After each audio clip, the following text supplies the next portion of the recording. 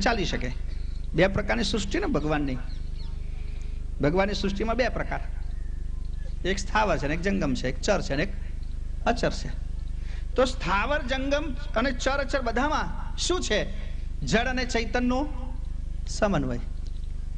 જે તમને કેટલુંક સારું લાગે છે, કેટલુંક ખરાબ લાગે છે, કેટલુંક સારું લાગે છે।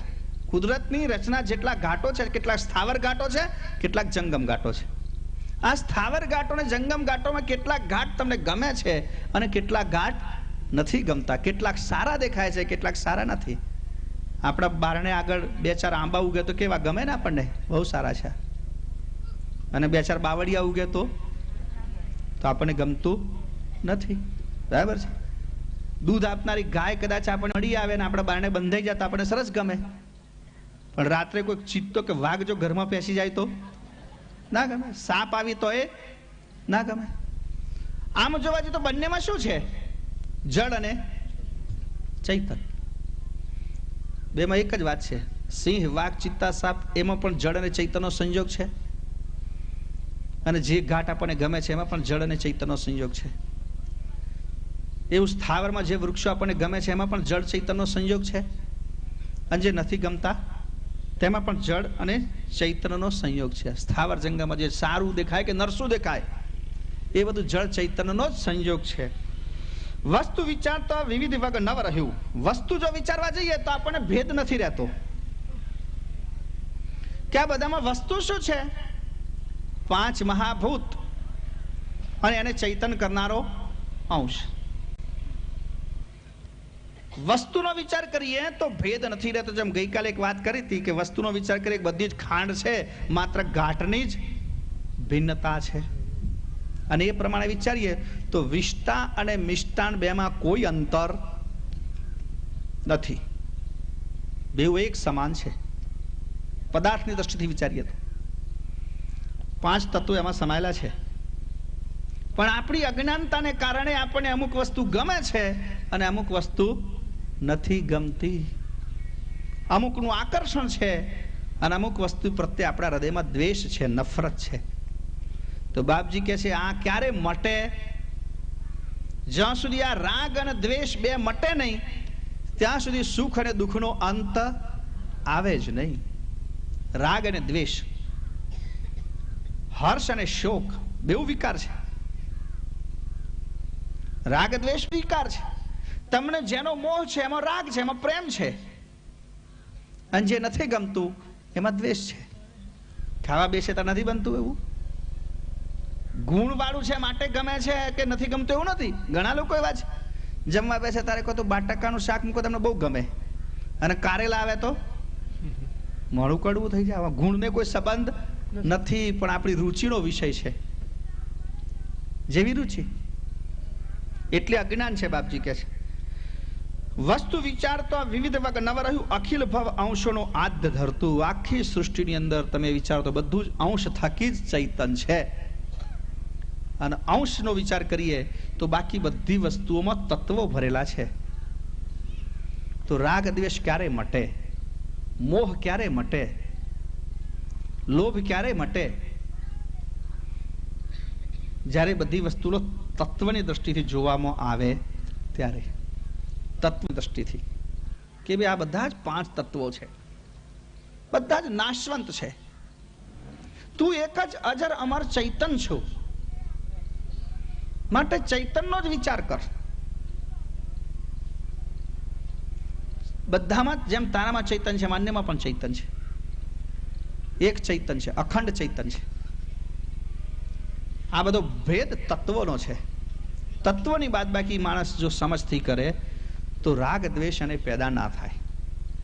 રાગ દ્વેષમાંથી જ આપણે કર્મ કુકર્મ કરીએ છીએ, મોહમાંથી જ પાપ પુણ્ય પેદા થાય છે, અને પાપ પુણ્ય પેદા થાય એટલે જન્મવું ને મરવું પાછું ચાલુ રહે છે।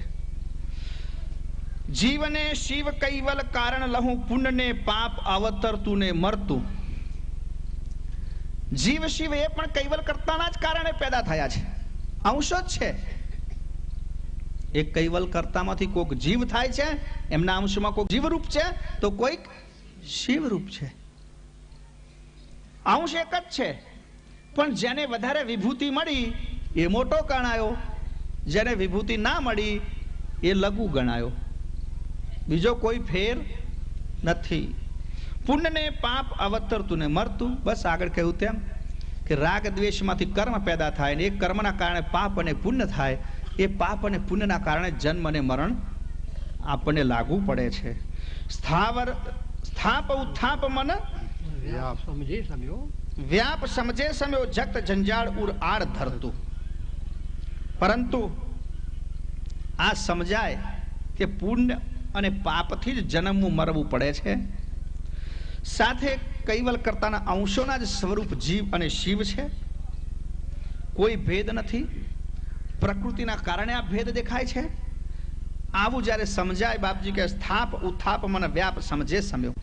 જ્યારે મનમાં આવું સમજાય ત્યારે કોઈકનું સ્થાપન કરવાનું કે કોઈકનું ઉત્થાપન કરવાની ભાવના નાશ પામે છે. જેમ આગળ ગમો અણગમો કયો, કશુંક ગમે છે, કશુંક નથી ગમતું. એમ અહીંયા કેટલાકનું આપણે સ્થાપન કરીએ છીએ, કેટલાકનું ઉત્થાપન કરીએ. સ્થાપન એટલે સ્વીકાર કરીએ છીએ, ઉત્થાપન એટલે અસ્વીકાર કરીએ છીએ. આ સ્વીકાર કરવાની ને અસ્વીકાર કરવાની ભાવના પણ ક્યાં સુધી રહેશે માણસને? જ્યાં સુધી એનામાં પ્રકૃતિ પ્રત્યેનું ભાન નથી, એટલે કે હજુ તત્વોનું જ્ઞાન નથી, એનું અંશ સ્વરૂપ જાગૃત નથી થયું. ત્યાં સુધી સ્થાપ અને ઉત્થાપ રહેશે. જગત જંજાળું આડ ધરતું. અને ત્યાં સુધી જગત જંજાળની આડ હૃદયમાં ધારણ. આ આડ કહેવાય. આડ એટલે ઉપાધિ. તમે વિચાર કરો, ઘણા માણસો કે જગતમાં કેટલી બધી જંજાળ છે, કેટલી બધી ઉપાધિ છે. ઘણા લોકો ઉપાધિ માથે લઈને ફરતા હોય છે. અમારે કેટલી જવાબદારી છે, કેટલી ઉપાધિ છે. પણ આ ઉપાધિ તમે જે લઈને ફરો છો એમ એક સહેજ રીતે સમજવા પ્રયત્ન કરો કે જન્મ જે કોઈ તમારી સાથે જોડાયેલા છે, પુત્ર સ્વરૂપે, પત્ની સ્વરૂપે, મિત્ર સ્વરૂપે, પિતા સ્વરૂપે, પતિ સ્વરૂપે, ભાઈ સ્વરૂપે, એ બધા કોઈક ને કોઈક પોતાના પૂર્વ જન્મના પુણ્ય પાપના પ્રતાપે તમારી સાથે જોડાયા છે. જન્મનાર દરેક વ્યક્તિ પોતાનું સંચિત લઈને આવે છે.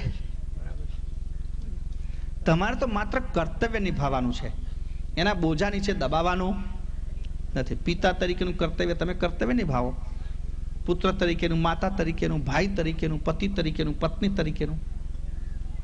એ કર્તવ્ય નિભાવતા નિભાવતા બીજી બાજુ તમે આત્મકલ્યાણની પ્રવૃત્તિ સાથે તમારા મનને જોડો.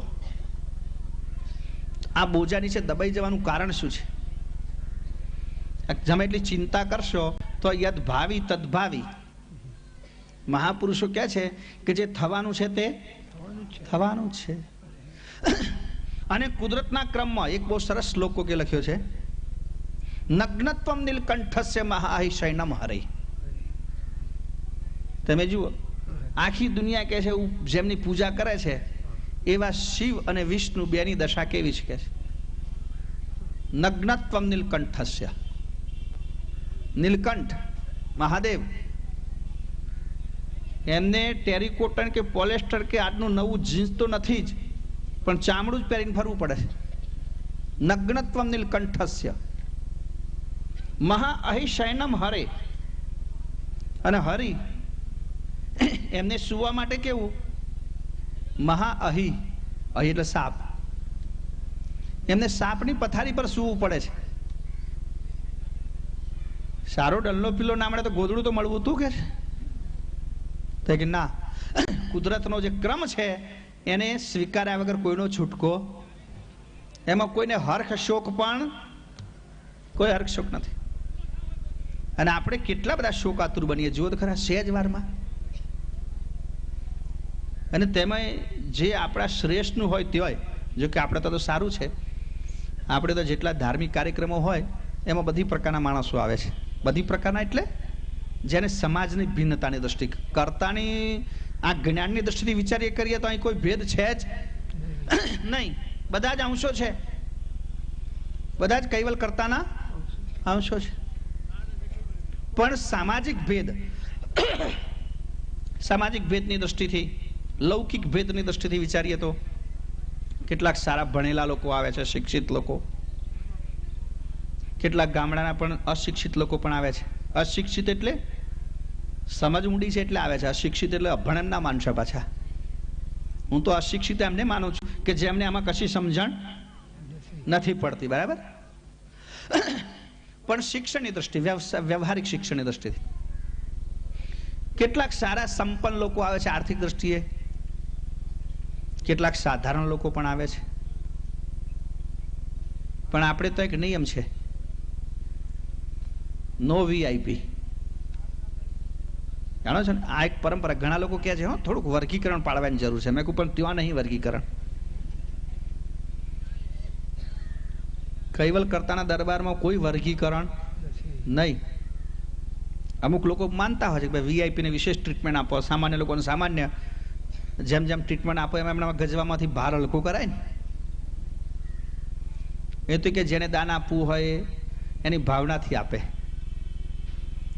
જેને જે પ્રકારની સેવા કરે તનથી, મનથી, ધનથી, એની ભાવનાથી કરે. અને આપણે તો ત્રણેયની મહત્તા છે, એકલા ધનની મહત્તા નથી. તન, મન અને ધન ત્રણની મહત્તા છે. જુઓ તમે, દર્શન કરવાની આપણી પદ્ધતિ છે ને એની સાથે જોડેલું છે આ કામ. આપણે તો દર્શન કરવાની પદ્ધતિ કેવી છે? 3 વખત મસ્તક નમાવીને, 4 વખત નહીં, 5 વખત નહીં, 2 વખત નહીં, 3 વખત. હવે પરમ ગુરુના શરણમાં આપણે 3 વસ્તુ સમર્પિત કરીએ છીએ. જુઓ, હું ઘણા લોકોને કહું છું, આપણે તો હવે ધીમે ધીમે પેલા નવા લોકો જે થયા છે ને એમને દર્શન કરવાની પદ્ધતિ નથી આવડતી, ઊભા ઊભા જ આવતા. મેં કહો તો ધીમે ધીમે જો આવું નવું ચાલશે ને તો લોકો હેન્ડશેક શરૂ કરી દેશે. પ્રગતિ થાય ને, ઉત્ક્રાંતિવાદ આવે ને. પણ આપણે ત્યાં ચરણ સ્પર્શનો મહિમા નથી. આપણે તો દૂર બેસીને 3 વખત નમસ્કાર કરવાનો આપણી પરણિપત વિધિ છે. એમાં આ જ ભાવ છે કે પહેલી વખત આપણે સમર્પિત કરીએ છીએ આપણું તન. ફરી આપણે કહીએ છીએ કે પરમ કૃપાળુ ગુરુદેવ, હું તમારા શરણમાં મારું મન પણ સમર્પિત કરું છું. અને ત્રીજી વાતમાં યદ કિંચિત, મારી પાસે જે કંઈ ધન છે એ પણ હું તમારા શરણમાં સમર્પિત કરું છું. આ 3 વસ્તુ આપણે સમર્પિત કરીએ છીએ 3 વખત નમસ્કાર કરીને. ધ્યાન રાખજો. તમે 1 વખત નમસ્કાર કરો સમજવાનું ગમે તે એક જ સમર્પિત કર્યું છે, હજુ બીજા 2 બાકી છે. હવે કયો તમે બાકી રાખ્યો, તમને જે ઇમ્પોર્ટન્સ લાગતો હોય એ તમે જાણો. ત્યારે એવી રીતે 3 વસ્તુ સમર્પિત કરવાના બદલામાં 3 વસ્તુ લઈએ છીએ. પોશ વાળીને આપણે બેઠા છીએ સામે કે અમે મફતમાં આપતા નહીં બાપજી તમને પાછું. તમે તન સમર્પિત કરો તો તનના બદલામાં શું મળે જાણો છો? જ્યાં શરીર કામ લાગે એવી પ્રક્રિયા એને ભક્તિ કહેવાય, સેવા. એટલે તન સમર્પિત કરીને આપણે ભક્તિ પ્રાપ્ત કરીએ છીએ. જ્યાં મન સમર્પણ થાય તો સામે જ્ઞાનનો વિષય થયો, બુદ્ધિનો વિષય થયો. એટલે મન સમર્પિત કરીને આપણે એમની પાસે જ્ઞાન પ્રાપ્ત કરવાની અપેક્ષા રાખીએ છીએ. અને ધન છોડવું, આપવું એટલે વૈરાગ કહેવાય, ત્યાગ. કશું ત્યાગો તો મુકાય ને અહીંયા, એ ત્યાગ કહેવાય. હું તન સમર્પિત કરીને ભક્તિ સ્વીકારું છું, મન સમર્પિત કરીને જ્ઞાન સ્વીકારું છું, અને ધન સમર્પિત કરીને વૈરાગ્ય સ્વીકારું છું. આ 3 વસ્તુ આપણે પ્રસાદીમાં પરમગુરુ પાસેથી પ્રાપ્ત કરીએ છીએ, અને આ 3 વસ્તુનું આપણે પરમગુરુની સામે સમર્પણ કરીએ છીએ. એટલે આપણે ત્યાં એક સમાન, મેં આગળ કહ્યું કોઈ વીઆઈપી નો પ્રશ્ન નથી. જે પરમગુરુના શરણમાં આવ્યા એ સૌ સમાન. વાત આપણે અહીંયા ચાલતી હતી, પાપ પુણ્ય અવતરતું ને મરતું, સ્થાપ ઉત્થાપ મન વ્યાપ સમજે સમયો. સમજ જ્યારે તમને પડે ત્યારે કશુંક ઉત્થાપન કરવાનું, કશાનું સ્થાપન કરવાની જે ભાવના, એટલે સ્વીકારવાની અને અસ્વીકારવાની ભાવના નાશ પામે છે. જગત જંજાળું આડ ધરતું, આ સ્થાપન અને ઉત્થાપનની ભાવના જ આપણા હૃદયમાં એક આડ પેદા કરે છે, ઉપાધિ. ઉપાધિની વાત ચાલતી, ઘણા લોકો બહુ ઉપાધિ છે. પણ તમે વિચાર કરો કે તમારે કશું સ્વીકારવાનું નથી કે કશું છોડવાનું નથી. કુદરતના ક્રમ પ્રમાણે જે ચાલે છે એમાં સાક્ષી બનીને ચાલવાનું છે. એટલે ગમો અણગમો, રાગ દ્વેષ કે સ્થાપન ઉત્થાપન એ સૃષ્ટિના વ્યવહારમાંથી તમે જો બાદ કરો તો ઘણી બધી સમસ્યાઓ આપણી ટળી જાય. વ્યવહારિક જિંદગી માટે પણ આ બહુ કામનું છે અને આધ્યાત્મિક જિંદગી માટે તો અનિવાર્ય છે. તો અનેક વૈભવોનું સુખ આ રીતે પ્રાપ્ત થાય. બાપજી કહે છે અંશ અસમી અજ ભવ વિશે ભોગીઓ યોગીઓ જતમત તેજ વર્તુ. આ ઘાટમાં રહેલો અંશ આ ઘાટમાં રહીને શું ભોગવે છે વિચાર કરો તમે. અનેક ભોગોનો મોહ છે ને આપણને. સારું ખાવાનું ગમે, કોઈ સારું સન્માન આપે એ ગમે, સારી સંપત્તિ મળે ગમે, સારા દેખાવાનું ગમે, એવું કંઈક કરવાનું ગમે કે જેનાથી બધા લોકોનું આપણા તરફ ધ્યાન આકર્ષિત થાય.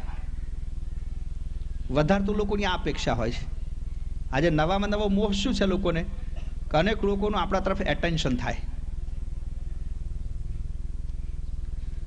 આ એટેન્શનની ભાવના કે લોકો આપણને જોવે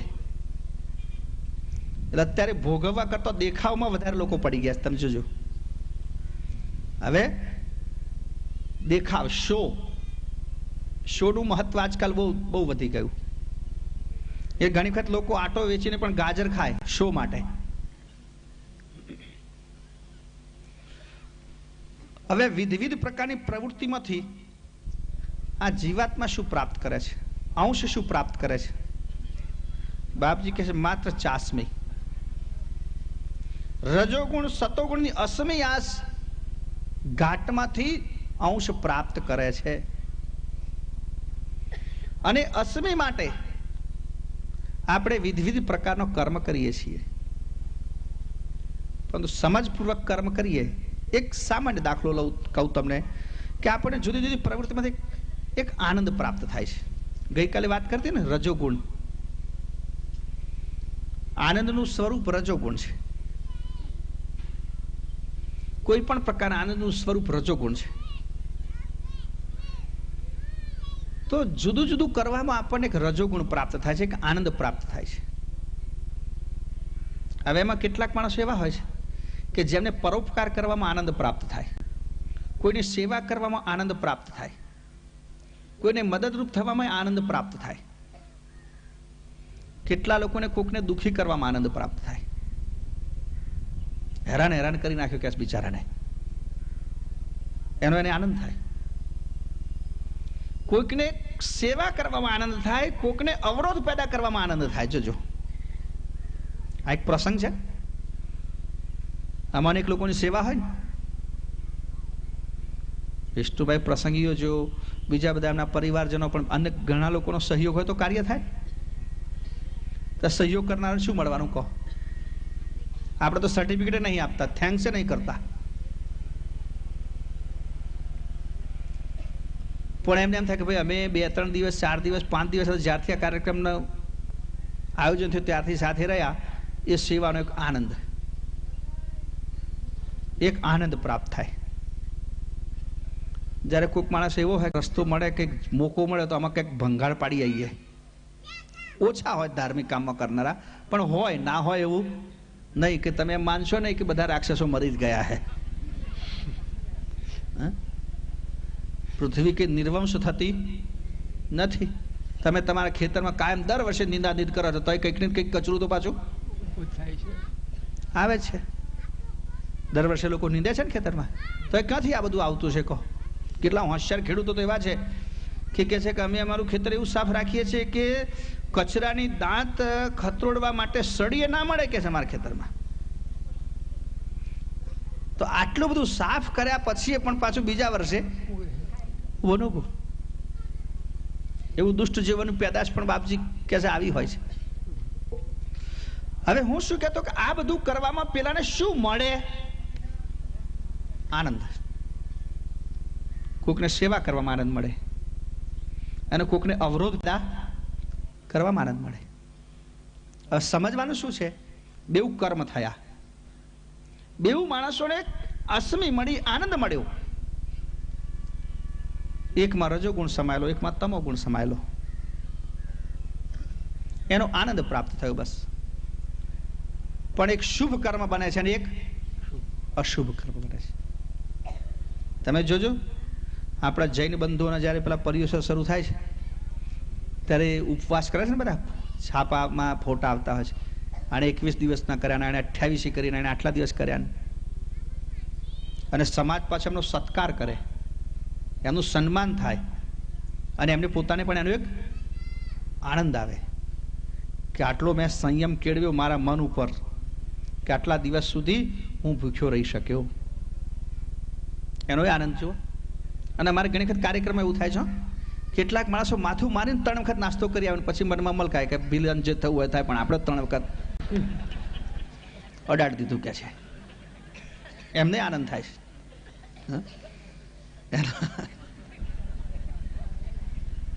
આનંદની બાજુ પેલાનો તમો ગુણ ને પેલાનો રજો ગુણ આ જ પ્રાપ્ત થાય છે.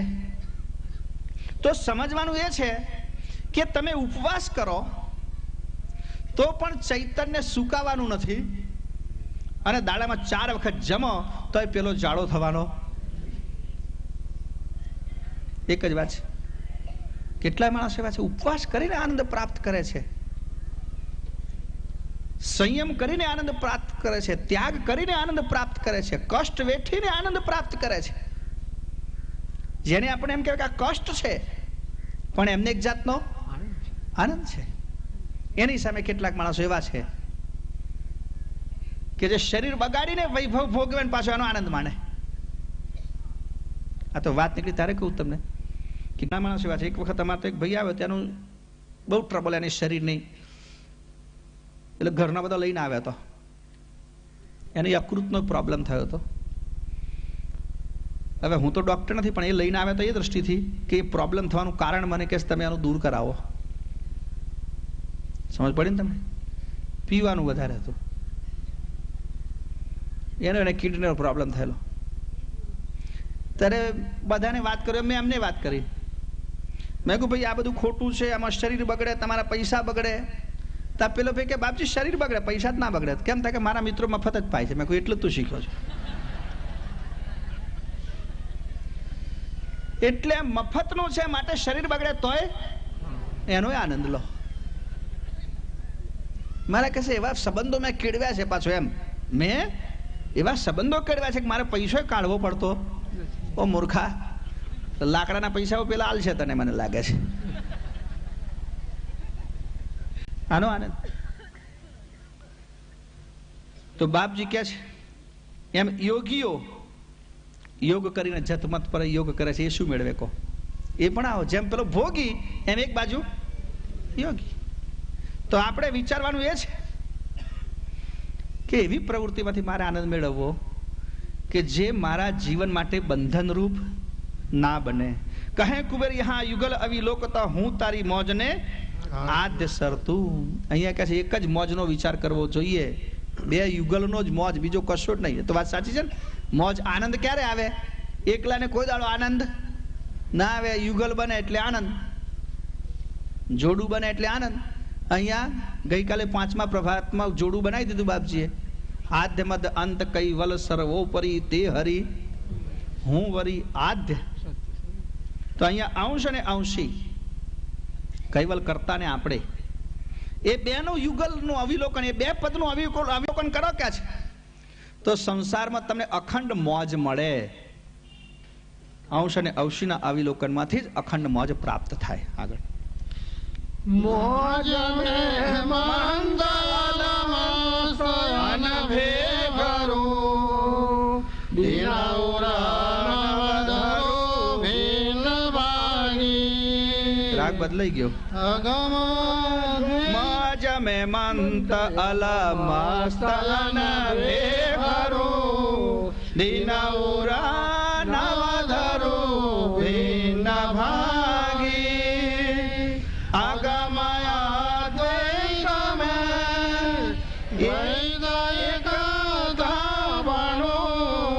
જ્ઞાન ગુણ કીર્તણું ભાન જાગી. હે મોજ મે મંત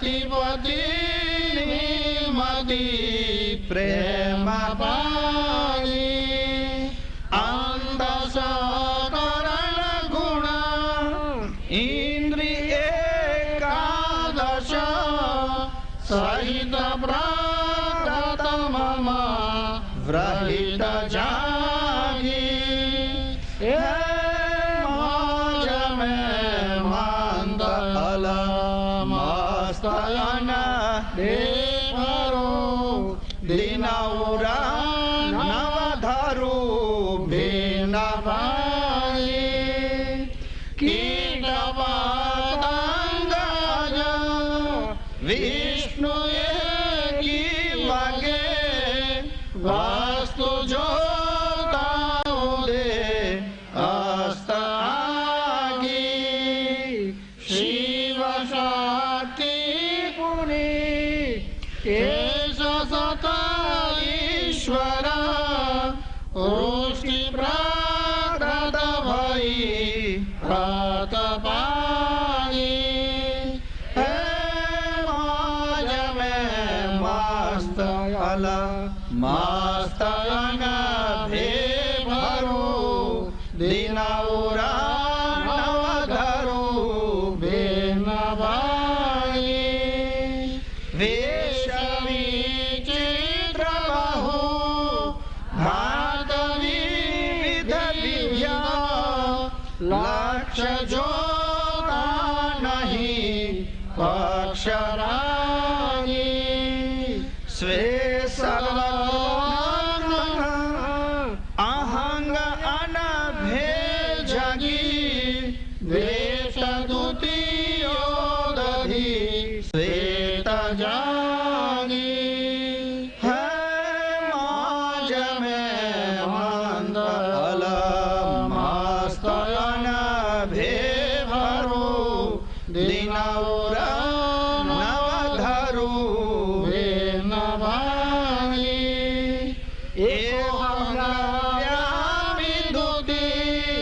નાસ્તિ કૃષ્ણે કહ્યું ઈશપદ શું રહ્યું જોને જાગી કહે કુવેર સર્વ સાર સિદ્ધાંતએ નિજ પતિ પરમ સુધ કોન લાગી એ મોજ મે મંત અલ મસ્તયન ભેભરો દિનૌરા નવધરો ભેન ભાગી પ્રભાત પદ 9 માં બાપજી કહે છે, આગળ તો વાત કરી ને સકલ વૈભવ તણું કાજ સર્વેશ્વર્યું, સૃષ્ટિના બધા વૈભવોનું કાજ, બધા વૈભવમાંથી જેટલું સુખ મળે એ બધું સુખ મને પ્રાપ્ત થયું.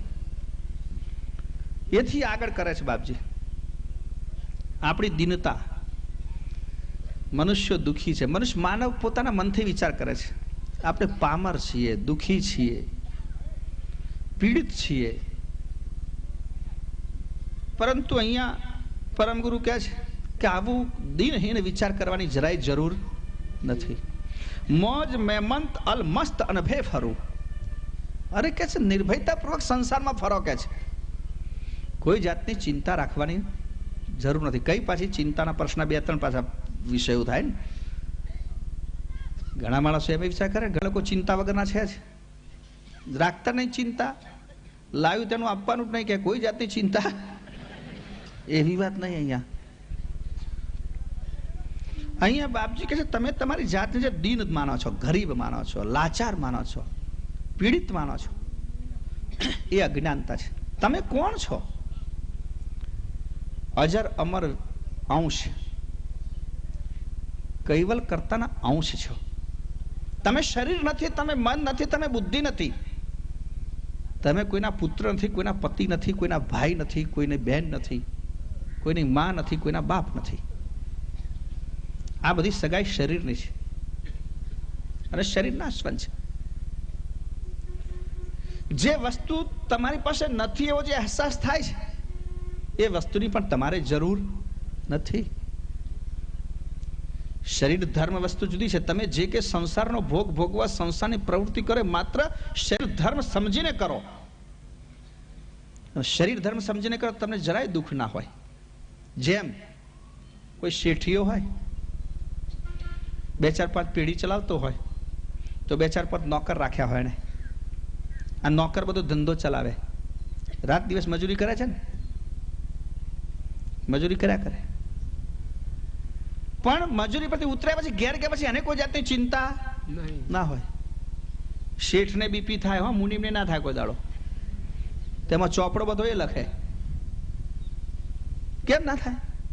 તે સમજે છે કે મારું તો ખાલી કર્તવ્ય ધર્મ છે, એ સિવાય બીજું કશું નથી. એટલે બાપજી કહે છે દિન ઉર નવ ધરુ ભિન્ન ભાગી. તમે તમારા હૃદયમાં કોઈ પણ પ્રકારની દીનતા ધારણ કરશો નહીં. પણ ક્યારે આવું બને? તો કે તમારી ભિન્નતા ભાગે ત્યારે. ભિન્નતા કોની સાથે ભિન્નતા છે? અંશની અંશી સાથે ભિન્નતા છે. આપણે આપણા માલિક સાથે આપણી ભિન્નતા છે, જુદાપણું છે, અલગતા છે. પરમ ગુરુ કરુણાસાગર બાપજી કે જેની ભિન્નતા ભાગી છે એ આ સંસારમાં નિર્ભય થઈને ફરે છે. એને કોઈ જાતનો ભય નથી, મરવાનો પણ ભય નથી. કારણ કે મરે કોણ? શરીર. ચૈતન્ય મરવાનું હોતું નથી. શરીર પકડ્યું છે, છોડવાનું છે. આ તો બસ જેવો વિષય છે, બરાબર? કાલ તમે બધા અહીંથી કેટલાય લોકો વિદાય થશો, કેટલા એટલે બધાએ. તો કોઈ બસમાં બેસશે, કોઈ ગાડી પોતાની કારમાં બેસશે, કોઈ ભાડાના ટેમ્પામાં બેસશે. અહીંથી બેઠા, ગંતવ્ય સ્થાન જવાનું છે, ત્યાં પહોંચ્યા એટલે પાછું અંદરથી ઉતરી પડવાનું. પછી કે આપણને ચિંતા નથી રહેતી આની કશી, કે આ ગાડીનો હવે શું થશે, ક્યાં જશે. કે આપણે તો એમાં માત્ર મુસાફર છીએ. એમાં શરીર એટલું સાધન છે, એમાં આપણે મુસાફર છીએ. શરીર નાશવંત છે, શરીર છોડવાનું છે. પરંતુ જ્યાં સુધી આપણી જાતને આપણે શરીર સુધી સીમિત રાખીએ છીએ, ચૈતનપણાનો ભાસ, ચૈતનપણાનો અનુભવ ન થાય ત્યાં સુધી શરીર સાથે જે કંઈ સંબંધ છે એનો મોહ આપણને વ્યાપેલો રહે. એ મોહ આપણને દુઃખ ઉપજાવે. એટલે પરમ ગુરુ ગુરુદેવ કહે છે મોજ મેં મંત અલમસ્ત અને ભે ફરું, દિન ઉર નવદરુ ભિન્ન ભાગી. કર્તા સાથેની મારી ભિન્નતા ભાગતો હવે મારા હૃદયમાં કોઈ પણ પ્રકારની દિનહીનતા નથી. હું નિર્ભય થઈને મસ્તીપૂર્વક સંસારમાં ફરું છું. અગમ અદ્વૈત મેં દ્વૈત એકતા પણ જ્ઞાન ગુણાતીત તણું ભાન ત્યાગી. સંસારની અંદર બાપજી કહે છે અગમ અદ્વૈત, જે પરમપદ કેવું છે? અગમ છે, અદ્વૈત છે, પણ હું પાછો દ્વૈત છું. જુઓ, ગઈકાલે વાત કરી ને, દ્વૈતાદ્વૈત. વિશ્વની અંદર સર્જનારા દ્વૈત છે, પણ અંશ સ્વરૂપે આપણે એમાંથી દ્વૈત થયા છીએ. એટલે આ દ્વૈતનું અદ્વૈતમાં જોડાણ, એનું નામ ભિન્નતાનો અભાવ. જ્ઞાન ગુણાતીત તણું ભાન ત્યાગી. સંસારની અંદર જે સંસારનું જે જ્ઞાન છે, તત્વનું જે ભાન છે, એને ત્યાગીને હું કર્તાનો ચૈતન અંશ કર્તા સાથે જોડાણ કરું છું. એવી ભાવના પ્રાપ્ત થતો પરમ ગુરુ કહે છે કે મારી સગળી દિનતા હિનતા નષ્ટ પામી. વિશ્વવિલાસ, વિશ્વવિલાસ અતિ હાસ અને વે ગતિ રતિપતિની મતિ પ્રેમ પાગી. આવું થતો શું થાય છે? જેમ જેમ જીવાત્માની પ્રગતિ થાય છે તેમ તેમ એનો કેવો અનુભવ થાય છે એનું વર્ણન પરમ ગુરુ અહીંયા કરે છે. જુઓ, હું પહેલા દિવસથી કહેતો આવ્યો છું કે એક પ્રભાત પદ બીજા પ્રભાત સાથે જોડેલું છે, સતત કોન્ટેક્ટ. આ 1, 2, 3 નંબર જો બાપજી કાઢી નાખે તો કોઈ જાતનો વાંધો ના આવે. એ રીતે જોડાણ છે. વિશ્વ વિલાસ અતિહાસ અને વે ગતિ. વિશ્વનો જે વિલાસ છે, આ સૃષ્ટિનો વિલાસ, એ વિલાસની અંદરથી ગતિ, અનવે એટલે ભિન્ન, જુદી થઈ. વિશ્વ વિલાસના આનંદમાંથી મારી ગતિ જુદી પડી. ધ્યાન રાખજો, આપણે અત્યારે વિશ્વના વિલાસમાં આનંદ થાય છે. કલ્પનાનો ઘણો વખત એવું બનતું હોય છે કે જે વસ્તુનો સતત તમને અભ્યાસ છે એનાથી જુદી કલ્પના આપણે કરી શકતા નથી. ધ્યાન રાખજો. આપણે શરીરનો અભ્યાસ છે એટલે ચૈતન્યની કલ્પના નથી કરી શકતા. આપણે જ્યારે કલ્પના કરીએ ત્યારે આપણા શરીરની જ કલ્પના કરીએ છીએ, શરીરનો જ વિચાર કરીએ છીએ. હું ચૈતન્ય શરીરથી ભિન્ન છું એવું હજુ આપણી સમજણમાં આવતું નથી. કેમ થાય કે કલ્પના નથી કરતા, આપણે કલ્પના માત્ર શરીરની કરીએ છીએ. આપણે આપણી જાતને સર્વસ્વ શરીર માનીએ છીએ. અહીં એ વાત કરવામાં આવી છે, શરીરની બાદબાકી કરીને વાત કરવામાં આવી છે. તમારી વૃત્તિને શરીર ઉપરથી ઉપર ઉઠાવો. હું ચૈતન છું એ ભાવ ધારણ કરો. ગઈકાલે વાત કરી વિપુ સંબંધે વિપુવત ભય. હું શરીર છે એવો ભાવ થયો ને એટલે માણસ પોતાનું ભાન ભૂલે છે. તમે હિપ્નોટિઝમ જોયું હશે કોઈ જગ્યાએ, સંમોહન. એની અંદર પેલો સંમોહન કરનારો માણસ કેટલાક લોકોને પોતે કોણ છે ભૂલાવી દે છે. તમે કોણ છે તમને ભૂલાવી દે. બોલો, લોકોને સ્ટેજ ઉપર બોલાવે પહેલા ઊંઘાડવાનું કામ શરૂ કરે. કોઈએ જોયું હોય તો ખ્યાલ હોય છે. તમે ઊંઘો છો, ગાઢ નિંદ્રામાં ઊંઘી રહ્યા છો. એના સૂચનની જેટલા ઉપર અસર થાય એ સમજે કે આટલા લોકો સંમોહિત થઈ ગયા. બાકીના લોકોને ઉઠાડીને કાઢી મૂકે. જેટલા લોકોને એને સંમોહિત કર્યા એમને પછી પોતાની રીતે શરૂ કરી દે. અમારે તો પ્રથમ વખત એક શિબિર બાળકોની થઈ હતી, એમાં આ કાર્યક્રમ કરેલો એક શિક્ષકે, એક હાઈસ્કૂલના પ્રિન્સિપલ હતા, એમણે આ કાર્યક્રમ કરેલો. તમાશો લાગે, તમને હસવું આવે. આપણે નીચે બેઠા બેઠા પેટ પકડીને હસવાનું જ. એણે સંમોહિત કરીને પેલા લોકોને ભાઈ તમે બધા તળાવમાં નાહવા પડે તો ડૂબાડબ પડે જ પાછા. હા, સાબુ આપી દીધા. બોલો, બધાને ઘણા બધાના જુતીઓ પડે તો એક એક પકડાઈ દીધો, લો સાબુ ઘસો. અને એવા ઘસે ને આપણે હસીએ પાછા કે સૂંઘી જો કે હા બહુ સરસ સુગંધી વાળો છે.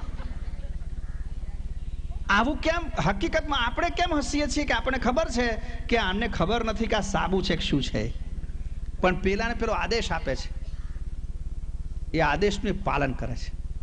સમૂહિત પ્રભાવ થઈ ગયો. અરે બધાને જો ડ્રાઈવર બનાવી દીધા અને પછી બેન્ચીસ પર બેહાડી દીધા, ટ્રકો ચલાવવાનું, પછી કે નાસ્તો કરવા ઊભા રાખ્યા અને કોઈને બટાકો આપ્યો, કોઈને રીંગણ આપ્યું, લે ભાઈ તારા સમોસા, કોઈને કે તું ગોટા ખા, કોઈને આ ખા, અને પૂછે કેમ છે, ગરમ છે કે ગરમ છે, તીખું છે, બધા સ્વાદ એમને આવે એમાં. બોલો,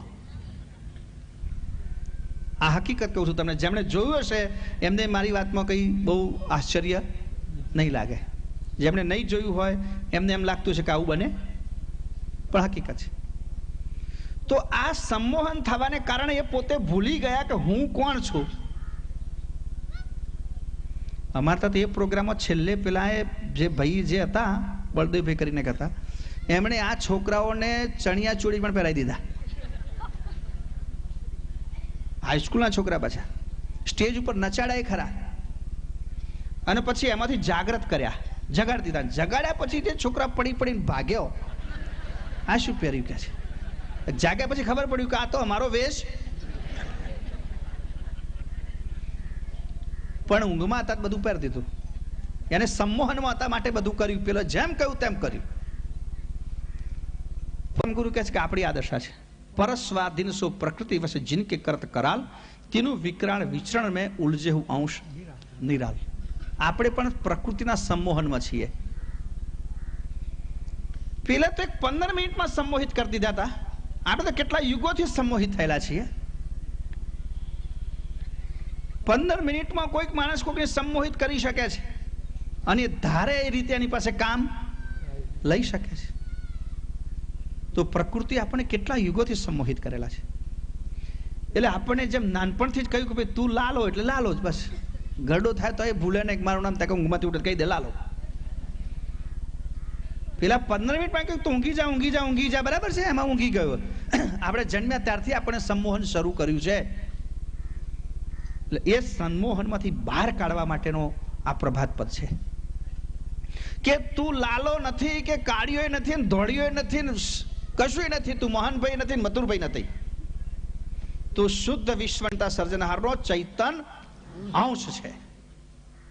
હું શુદ્ધ ચૈતન અંશ છું. હું અજર છું, અમર છું. જેનો મને મોહ છે એ બધું નાશવંત છે.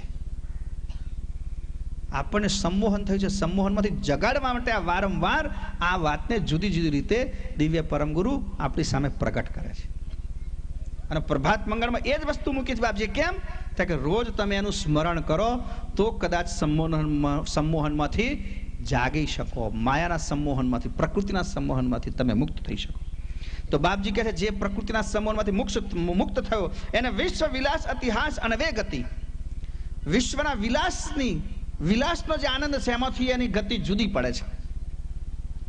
એને વિશ્વના વિલાસમાં આનંદ આવતો નથી. દાખલા તરીકે તમે બધા અહીં બેઠા છો, આ કથા સાંભળો છો. કથા તો બહુ જાતની હોય, જેમાં સરસ જીવન વૃત્તાંતો ચાલતા હોય. મય વરી પાછું મોમેરું આવે, તમારે કંઈક દાન કરવાનો મોકો મળે.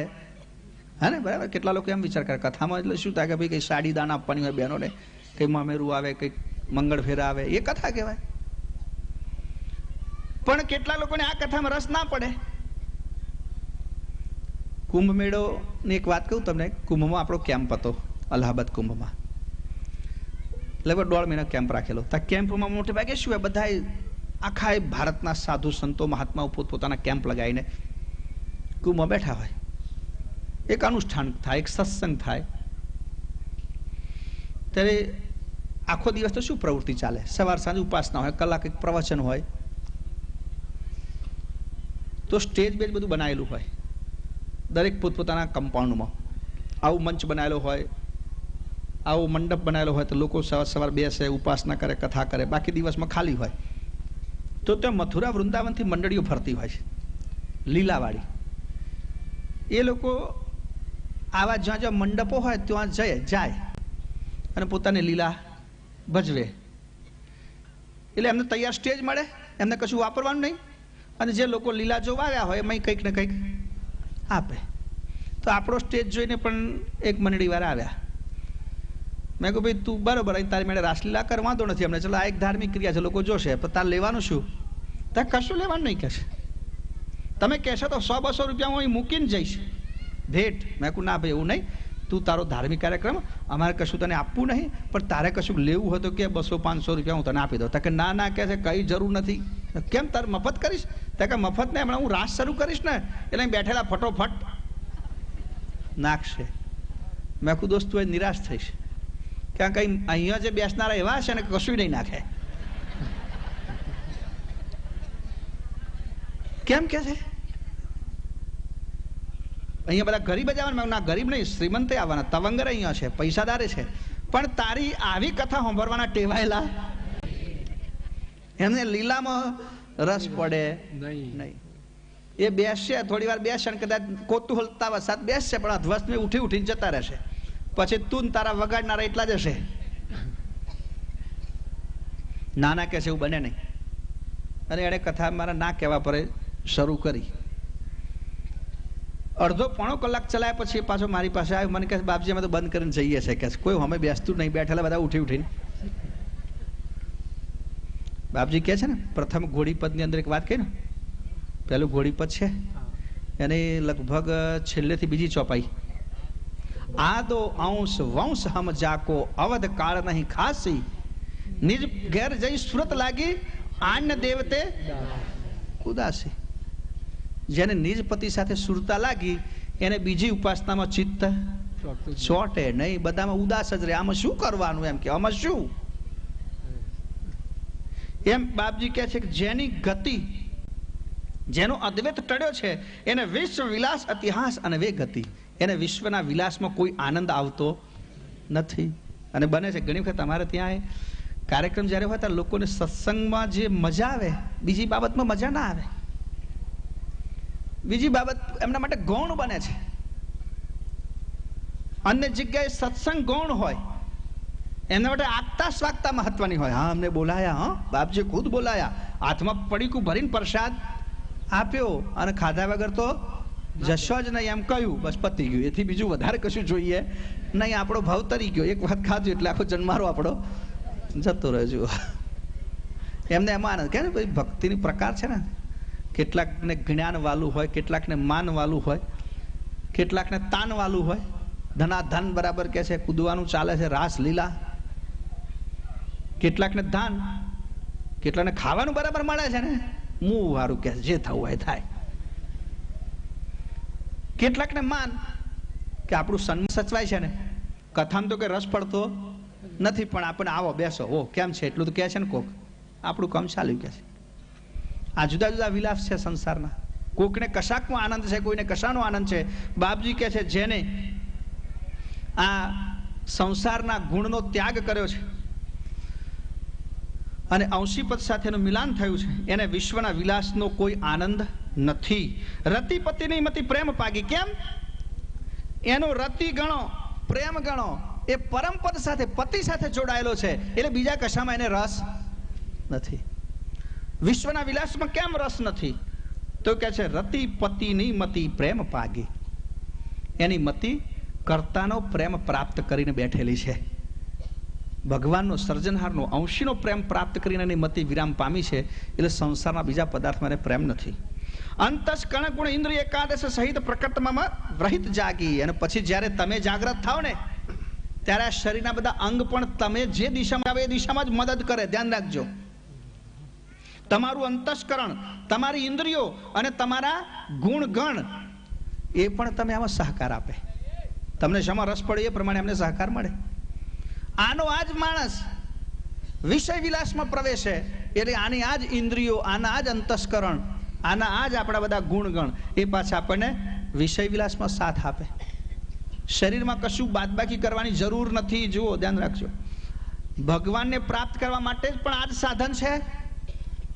અને ઊંડા તળિયે, દરિયાના તળિયે જવું હોય તો પણ આ જ સાધન કામ લાગે છે. એટલે જ્યારે કહે છે તમારો પ્રેમ, તમારી મતિ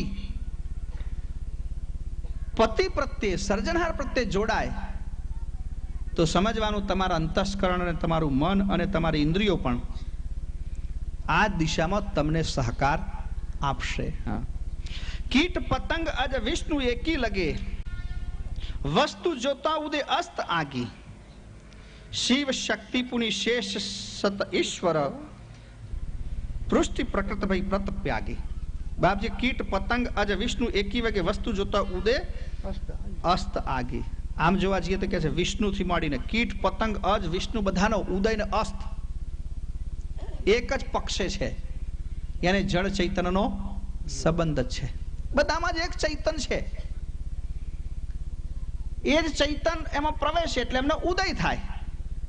એ જ ચૈતન ત્યાંથી વિરામ પામે એટલે એમનો અસ્ત થાય.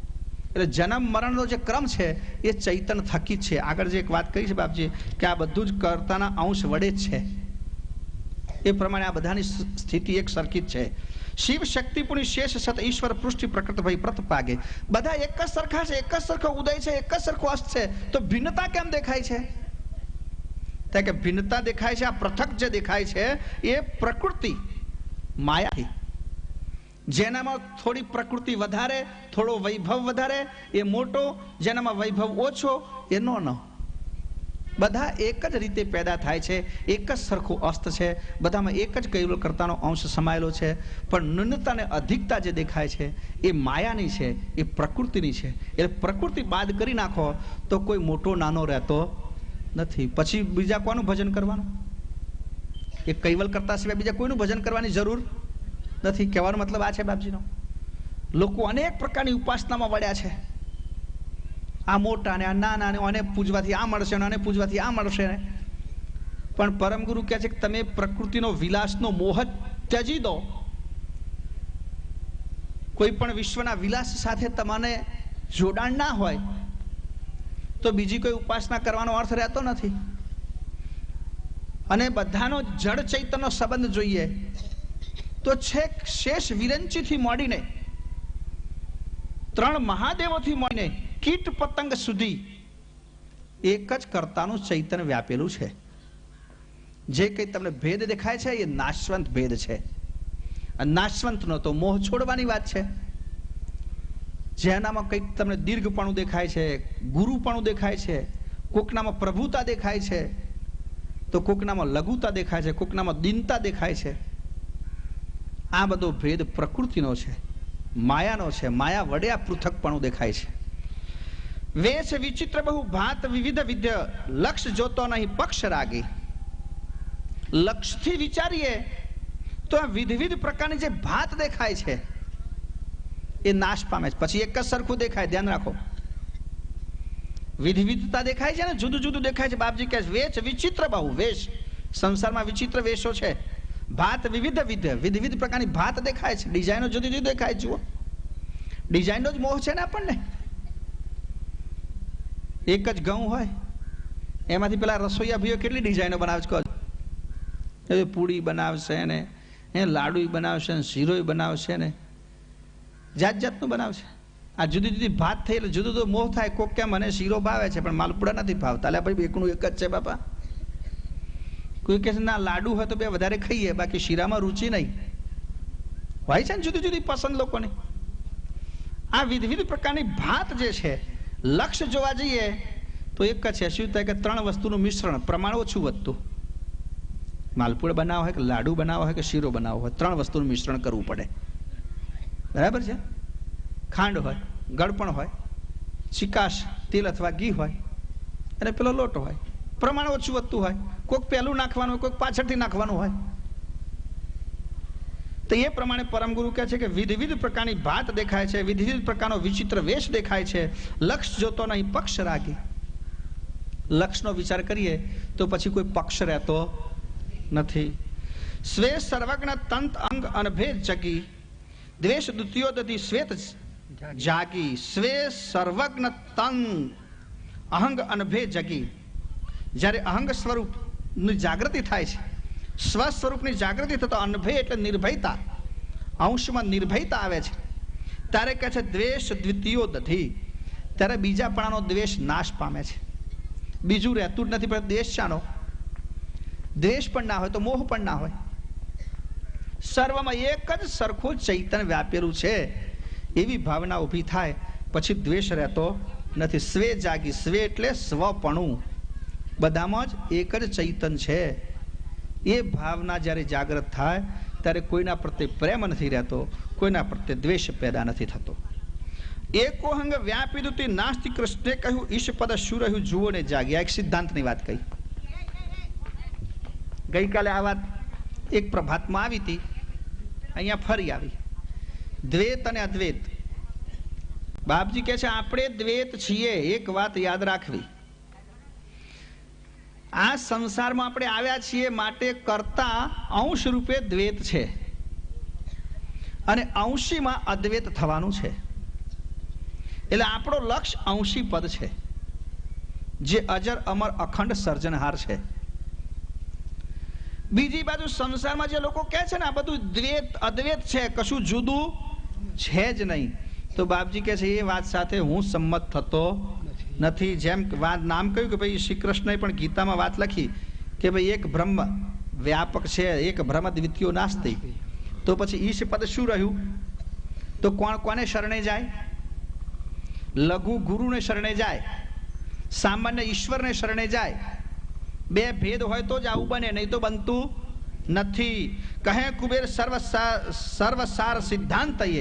એક જ વાત સમજી લેજો કે આ બધા સગુણ અને નિર્ગુણની જે કઈ વાતો થાય છે એમાં નિજ પતિ પરમ શુદ્ધ કોહુ ન લાગી. નિજ કૈવલ પતિની શુદ્ધ સમજ કોઈને પ્રાપ્ત થઈ નથી, માટે એમને ભટકાવવું પડે છે. શુદ્ધ સમજ આટલી છે કે તું અજર અમર અખંડ અંશ છું.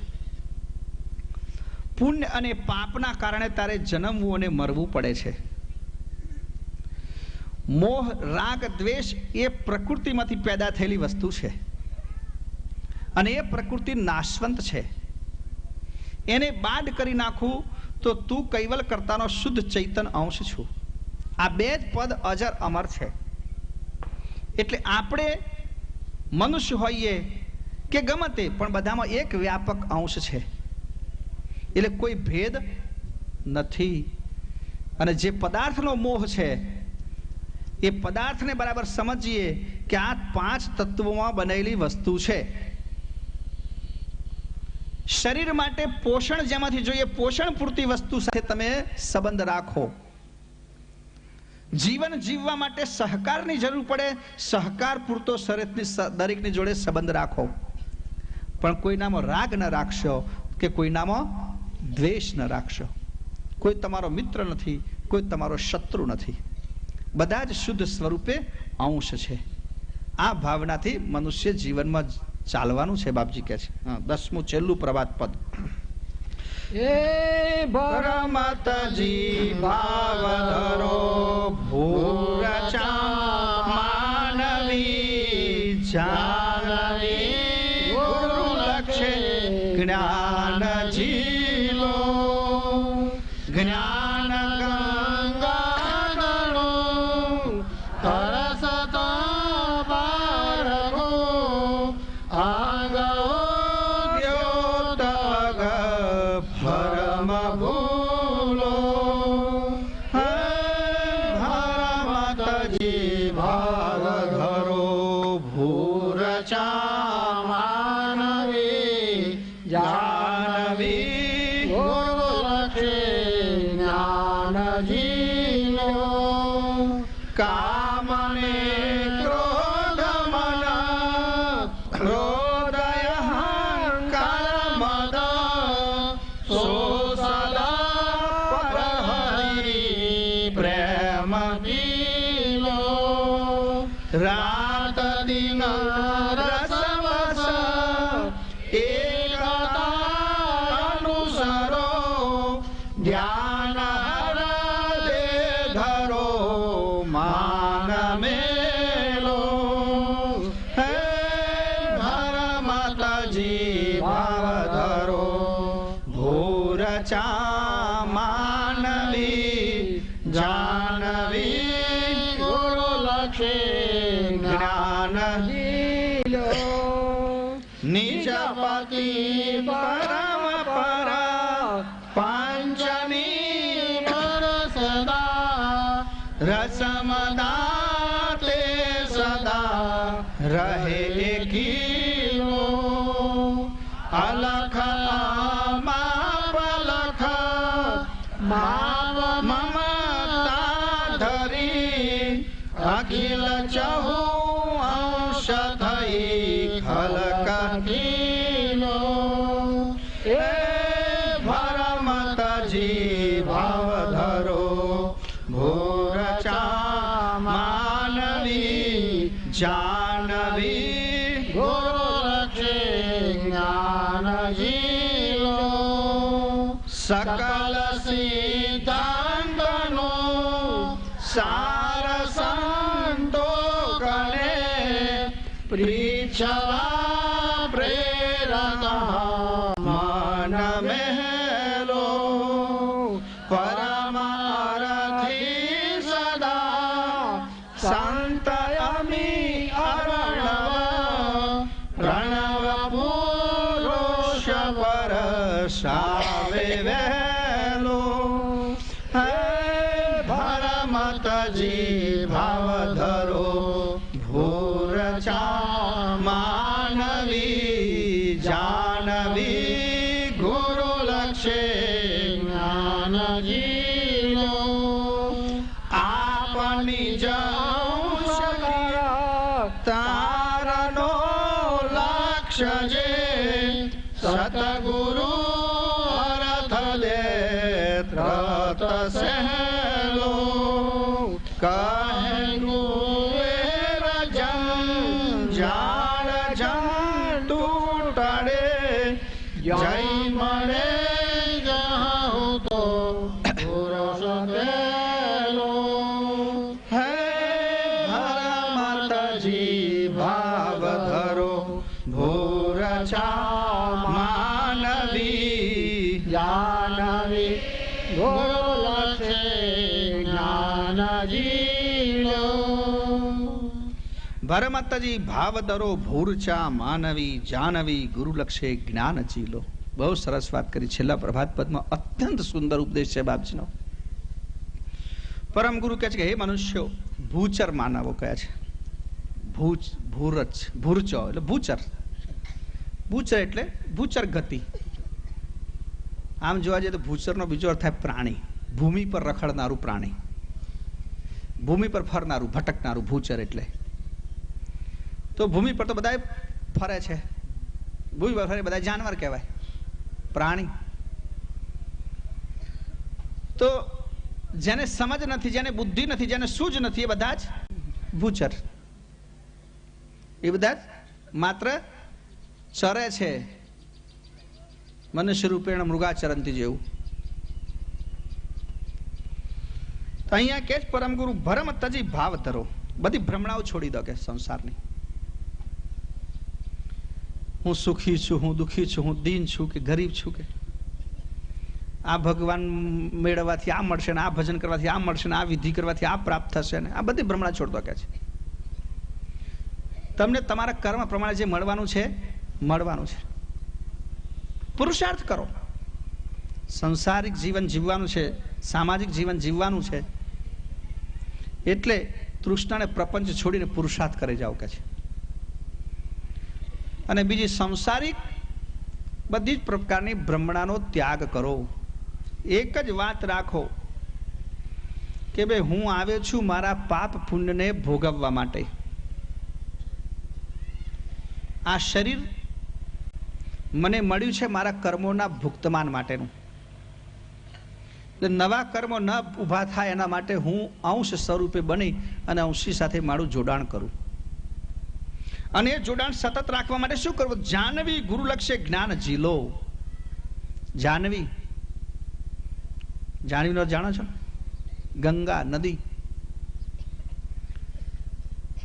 ગુરુના જ્ઞાનરૂપી ગંગામાં ઝીલો. ઝીલો એટલે તો અહીંયા ઉત્તર ગુજરાતમાં બહુ શબ્દ વપરાયા હતો. કેટલાય ઝીલ્યા વગર આવ્યા શકો તો ખરું? ના, નહીં આવ્યા હોય એવું તો નહીં બન્યું હોય. ઝીલવું એટલે નાવું, સ્નાન કરવું. તો ગુરુ જ્ઞાન ગંગાની અંદર રાત દિવસ સ્નાન કરો. પેલી ગંગામાં તો ઘણા નહીં આવ્યા છે. ગંગામાં નાવાની વાત બાપજી પણ અહીંયા કરી જુઓ. પણ જ્ઞાન ગંગા તણું પરસ તો પારખું. આ જાનવીમાં આ જ્ઞાન ગંગામાં સ્નાન કરો. રાત દિવસ એમાં રહો કે છે, કે જેથી બીજું પાપ અંદર પ્રવેશે નહીં. કે 2-3 દિવસ દરમિયાન આપણે વિચારીએ તો એક ભાવ મનમાં પેદા થાય. વારંવાર આ વાતનું ચિંતન કરો તમે, તો પેલો માયાનો સંમોહન ઓછું થાય અને શુદ્ધ ચૈતન્ય સ્વરૂપ જાગે. બાપજી તે જગાડવા માટે પ્રયત્ન કરે છે ને આ પ્રભાત પદની અંદર એ જ વાત કે તું અંશ છું, બસ એક જ વાત. બાકી બધી ભ્રમણા છે. કોઈ મોટો નથી, કોઈ નાનો નથી. દેવી દેવતા, મનુષ્ય, રાક્ષસ, દાનવ, જંતુ બધું જ એક કૈવલ કરતા ના અંશથી બધું પેદા થયું છે એમ સમજો. એ બધામાં એક જ અંશ છે, એનાથી બધું ચેતન બનતું છે. અને જે કંઈ વિવિધતા દેખાય છે, જે કંઈ ભેદ દેખાય છે, એ બધું માયાનો ભેદ છે. આ બધા રંગ માયાના છે કે છે. એ પ્રકૃતિને બાદ કરી નાખો તો બધું ફિક્કું એક જ કલરનું થઈ જશે, એક જ રંગ. અને એક રંગ હોય પછી મોહનો પ્રશ્ન રહેતો નથી ને. વૈવિધતા હોય ત્યારે આપણને સુંદર લાગે છે. વૈવિધતા, તો વૈવિધતા પ્રકૃતિની છે. વૈવિધતા બાદ કરો કે છે. એટલે ભરમતજી ભાવ ધરો ભૂરચા માનવી. એ ભૂચર ગતિના મનુષ્યો સંસારની બધી ભ્રમણાઓ છોડી દો. હૃદયમાં એક શુદ્ધ ભાવ ધારણ કરો. જાનવી ગુરુલક્ષ્ય જ્ઞાન ઝીલો. ગુરુના લક્ષ્યરૂપી જાનવીના લક્ષ્યમાં સ્નાન કરો કે છે. જ્ઞાન ગંગા તણું પરસતો પારખું હંગ ઉદ્યોત ભરમ ભૂલો. અને તમે એ જ્ઞાન ગંગામાં જો સ્નાન કરશો, ગુરુના જ્ઞાનનું પારખું જો કરી શકશો, તો હંગ ઉદ્યોત, તમારા નિજ સ્વરૂપનું ઉદ્યોતપણું એટલે જાગ્રત થશે. તમારું અહંગ સ્વરૂપ જાગ્રત થશે કે છે. અત્યારે જે ઊંઘી ગયું છે, આપણને ભૂલી ગયા છીએ ને. આગળ મેં કહ્યું તેમ આપણે કલ્પના નથી કરી શકતા કે હું ચૈતન છું. આપણે મનુષ્ય છીએ, બસ જીવીએ છીએ. એ સિવાય બીજું કશું આપણે વિચારી શકતા નથી. તો પરમ ગુરુ કહે છે કે હંગ ઉદ્યોત, તમારું સ્વપણું જાગ્રત થશે તો અગ ભરમ ભૂલ્યો, તમારું અજ્ઞાન અને ભ્રમણા બેઉ નાશ પામશે. વારંવાર ગુરુને શરણે જઈ અને જ્ઞાન ગંગામાં સ્નાન કરો. આ સત્સંગમાં સ્નાન કરો. હું તો કહું છું આ પ્રભાત પદ મંગળ પદ છે ને, સંકલ્પ કરવા જેવો છે. થોડા દિવસ તમને અઘરા પડશે, પછી મોડા થઈ જશે. ગુરુ મહિમા કરતા લાંબા નથી. 10 મંગળ પદ છે, 48 જેટલી ચોપાઈ છે ખાલી, 45 થી 48. આ તમે બોલતા થઈ જાઓ તો રોજ આનું સ્મરણ થાય. હરતા ફરતા કામ કરતા કે બેસીને બોલવું એવું જરૂરી નથી. તમે ગમે ત્યારે બોલી શકો.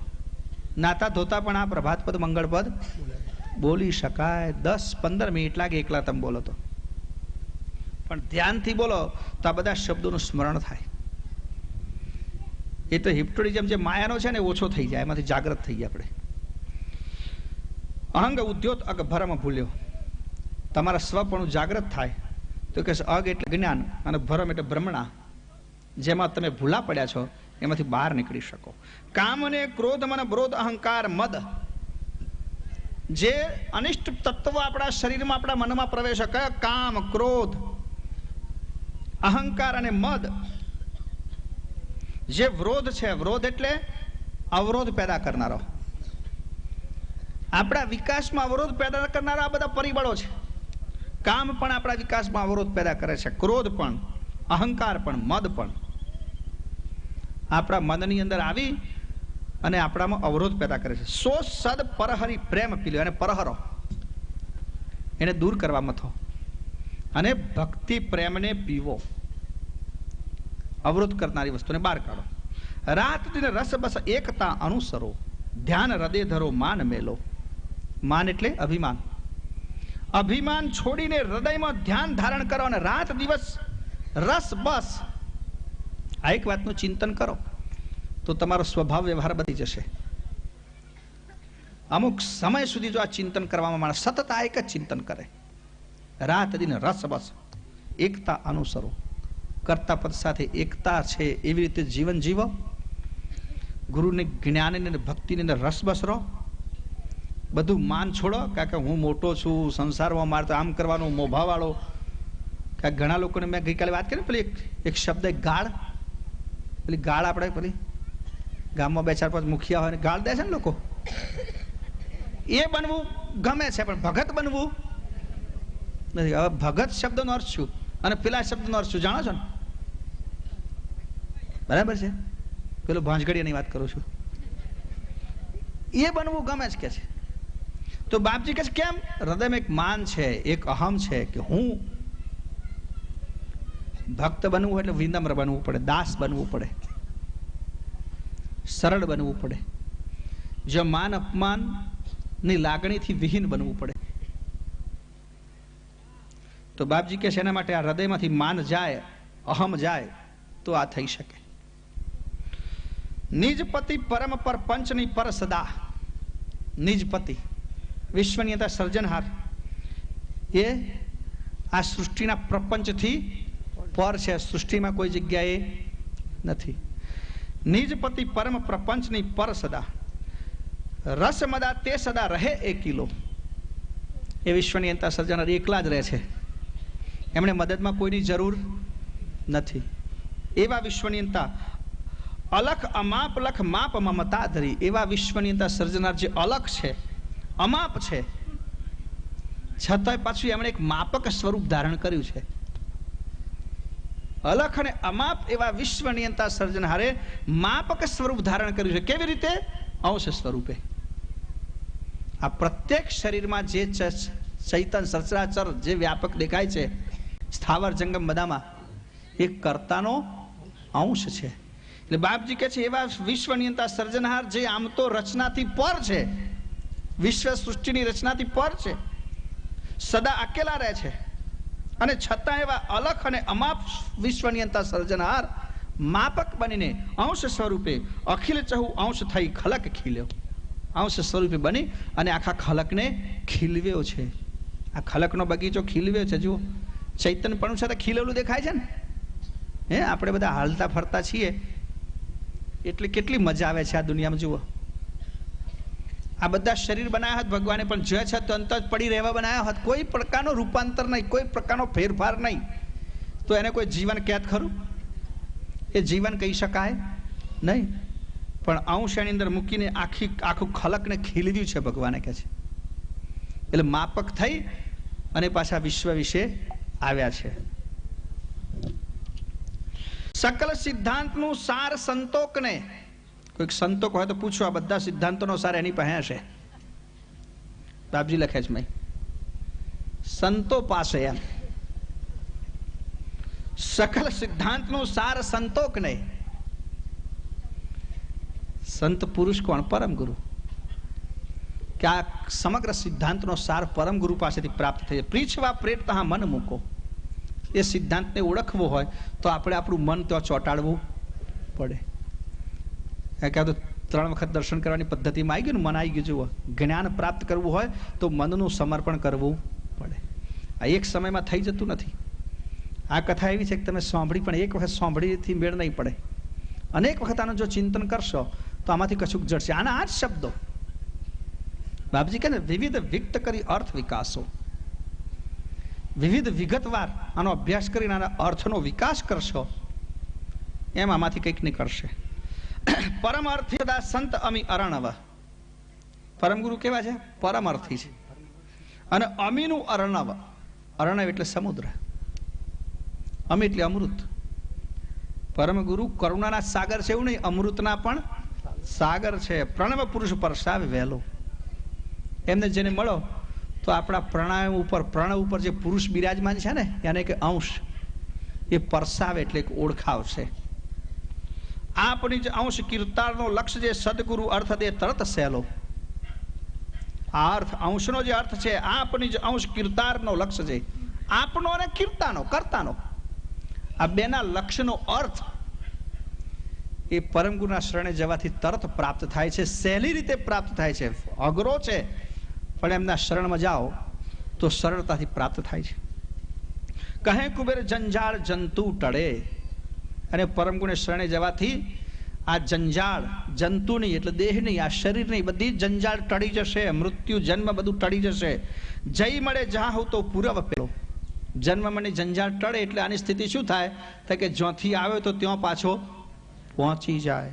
જય મળે જ્યાં હું તો પૂર્વ પહેલો. પૂર્વ પહેલો, કાકા ક્યાંથી તો આવ્યો છે ને, જ્યાં સુધી નહીં જાય ત્યાં સુધી આનો અંત આવવાનો નથી. લોકો કહે છે ધરતીનો છેડો ઘર, આનો પણ છેડો ઘર. જે ઘરથી આવ્યો ત્યાં પાછો જઈ શકશે કે છે. હવે મંગળ પદ, કેટલું સરસ વાત કરી. મંગળ, પ્રભાત હંમેશા મંગળ જ હોવું. મંગળ એટલે શુભ. મંગળનો મતલબ થાય છે શુભ. તો એક તો પ્રભાત અને એની સાથે આવે પાછો મંગળ. શુભ પ્રભાત થાય. લોકો વાત વાતમાં કહે છે ગુડ મોર્નિંગ, બરાબર છે, શુભ સવાર. પણ કહેવાથી શુભ સવાર થતી નથી. એનું ચિંતન કરવામાં આવે, એવી વાત સાંભળવામાં આવે, એવી વાતનું સ્મરણ કરવામાં આવે, એવું કીર્તન કરવામાં આવે તો મંગળ પ્રભાત થાય, તો શુભ સવાર થાય. ગુડ મોર્નિંગ એ વગર થતી. જુઓ, આવી ગયું ને, ગુડ મોર્નિંગ બે શબ્દોનો અર્થ કરો તમે. પ્રભાત અને મંગળ. મંગળ એટલે શુભ, શુભ એટલે ગુડ, અને પ્રભાત એટલે મોર્નિંગ થાય, બરાબર. ગુડ મોર્નિંગ કરી બાપજી, આ જુઓ, પ્રભાત પદ અને મંગળ પદ. શુદ્ધ સતગુરુ શબ્દ વિચાર જાહેર જોને અહંગ આપની જરૂપ અનોપમ સ્વામી અવિગત આપ અવ્યક્ત શક્ત જેની સર્વ અવિનાશી તો ગણ રૂપ આવે નહીં ગર્ભ મેં. ભિન્ના ભિન્ન દિશે જેનો અંશ તંતુના ભેદ મેં. ઘાટની મિત્ર મૃત્યુની માયા આવે નહીં છેદ મેં. રવિચંદ્ર દ્રષ્ટાંત ને જોયા પ્રતિબિંબ નિરપાત્ર ઉભય વિલસાય જ્યોત નહીં ખંડિતા. જેની ઉત્તપત પરલે નહીં નાશ વાસવિકા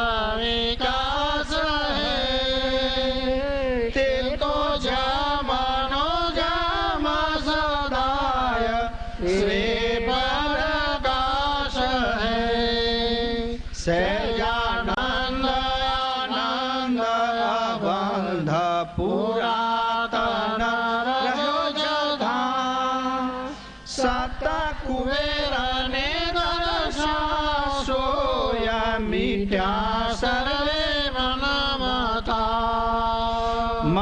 મંગળ આનંદ રૂપ. બીજું પ્રકાર થયું ને, એ તો બીજું મંગળ. આપણે પેલું પૂરું કરીએ પછી મંગળ મંગળ ચાલ્યું ને પાછું બધું. કેટલી સરસ વાત કરી જુઓ. એનો મતલબ એ થયો, બાપજી આ જે લખ્યું છે પ્રભાત અને મંગળ, એટલે ગુડ મોર્નિંગ આપણી સંસ્કૃતમાંથી બહાર ગયેલું. સીધી વાત છે ને. અને આ તમે રોજ ગાઓ, સાંભળો તો નિશ્ચિત તમારું સવાર શુભ થાય, એમાં કોઈ મને શંકા દેખાતી નથી.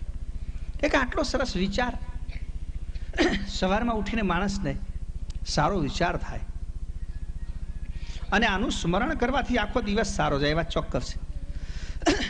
કારણ કે આ વસ્તુનું સ્મરણ કરો મનનું ટ્યુનિંગ થઈ જાય. પેલા તમે જોયું છે, પેલા ભજન કરવાવાળા આવતા હોય છે ને, અથવા કોઈ પેલા સંગીતવાળા આવે આવા સ્ટેજ ઉપર, તમે બેહાડી દો ને સંગીત માટે, તો પેલા 15 મિનિટ શું કરે જાણો છો? ઠોકમ ઠોક. હે આપણે કઈ સમજે ને, કઈ ઊંચું કરે, પાછું નીચું કરે, ઊંચું કરે, નીચું કરે, પહેલી કાઢીને ત્રીજી કાઢીને એવું કરતા હોય છે ભાઈ. પેલો તાર વાળો પાછો આંબરે ઢીલું કરે, ટાઈટ કરે. આ કે ટ્યુનિંગ કરીએ છીએ એમ કે છે. હું ઘણા લોકોને પૂછું, આ તમે શું મંડ્યા છો કે છે, ઘેરથી કલ લઈને આવતા શું થાય છે, અહીં 15 મિનિટ ખોટી બગાડો છો? કે ના, એ તો જ્યાં પ્રારંભ કરવો હોય ત્યાં બધું ટ્યુનિંગ કરવું પડે, મેળવવું પડે. ના તો પેલું કંઈક વાગે ને પેલું કંઈક વાગે ને પેલું કંઈક વાગે કે છે, તો સુર સરખો થાય નહીં. આપણે સવારમાં ઉઠીએ તો આપણા મનનું ટ્યુનિંગ કરવું જોઈએ. આપણા શરીરનું મનનું ટ્યુનિંગ થવું જોઈએ. અને ટ્યુનિંગ છે એક વિચાર સવારથી જ આપણે મળી જાય. સવારમાં જ આપણે સ્મરણ થાય કે હું કોણ છું, મારા કરતા કોણ છે, મારે કેવું જીવન જીવવું, સંસારમાં જેના માટે હું દોડું છું બધું શું છે, એનું સ્મરણ તમને સવારમાં જ થઈ જાય. એટલે આ મંગળ અને પ્રભાત, આ શુભ સવાર, ગુડ મોર્નિંગ જે કહો તે, એનું સ્મરણ સવારે અવશ્ય થવું જોઈએ. શુદ્ધ સતગુરુ શબ્દ વિચાર જાહેર મન માહેરા. આપણે આપણી જાતને કહે છે, હે મન, સદગુરુના શબ્દનો તું વિચાર કર. સવારમાં ઉઠીને આપણે કહીએ છીએ આપણી જાતને કે હે મન, આ દુનિયા વિશે બીજા કોઈ શબ્દનો વિચાર નહીં, માત્ર સદગુરુના, પરમ ગુરુના શબ્દનો તું વિચાર કર. શું શબ્દ છે પરમ ગુરુનો? કે તું અજર અમર અંશ છું, તું નાશવંત નથી, તું વિશ્વનિયંતા સર્જનહારની એક ચિનગારી છું, એક નમૂનો છું, એક સેમ્પલ. એનો તું વિચાર કર. શુદ્ધ સદગુરુ શબ્દ વિચાર જાહેર મન માહેરા. જોને અહંગ આપને જ રૂપ અનોપમ તાહેરા. તારું અનોપમ રૂપ જો, તું કોણ છું? પરમ ગુરુ ઉપદેશમાં આપે છે, તું કોણ છું એ બતાવે છે કે છે. તો શુદ્ધ અહંગ આપ, જોને આપ અહંગ આપને જ રૂપ, તારું સ્વ અંગ જો, તારું નિજ રૂપ જો, જે અનોપમ છે, જેને ઉપમા આપી શકાય તેવું નથી. સ્વામી અવિગત આપ અવ્યક્ત શક્ત જેની સર્વ મેં, અવિનાશી તો અકળ અરૂપ આવે નહીં ગર્ભ મેં. અવિનાશી કેવા છે? અકળ છે. અવિનાશી અકળ છે, અરૂપ છે, અવિગત છે, અવ્યક્ત છે, અને એની શક્તિ સર્વમાં સમાયેલી છે. એની શક્તિ ના હોય તો સંસારમાં કોઈ વસ્તુ ચેતન થઈ શકતી નથી. એવા સ્વામી, એવા વિશ્વનિયંતા સર્જનહાર, એનો તું વિચાર કર. ભિન્ના ભિન્ન દિશે જેનો અંશ તંતુના ભેદમાં, શરીરમાં જ્યાં તને ભિન્નતા દેખાય છે ને, બધા જુદા જુદા અંશો દેખાય છે, એ ભેદ માત્ર શરીરનો છે.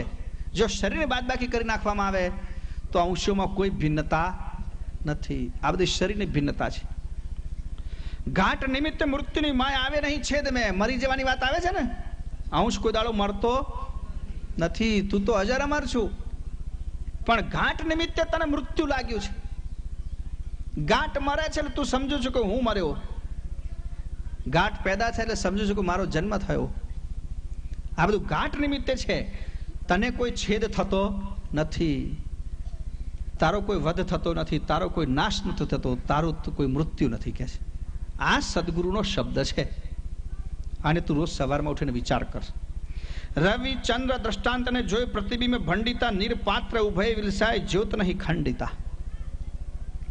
ભિન્નતા દેખાય છે ને બધી, એ ભિન્નતા એવી છે બાપજી કહે છે કે આમ સૂર્ય અને ચંદ્રનું પ્રતિબિંબ.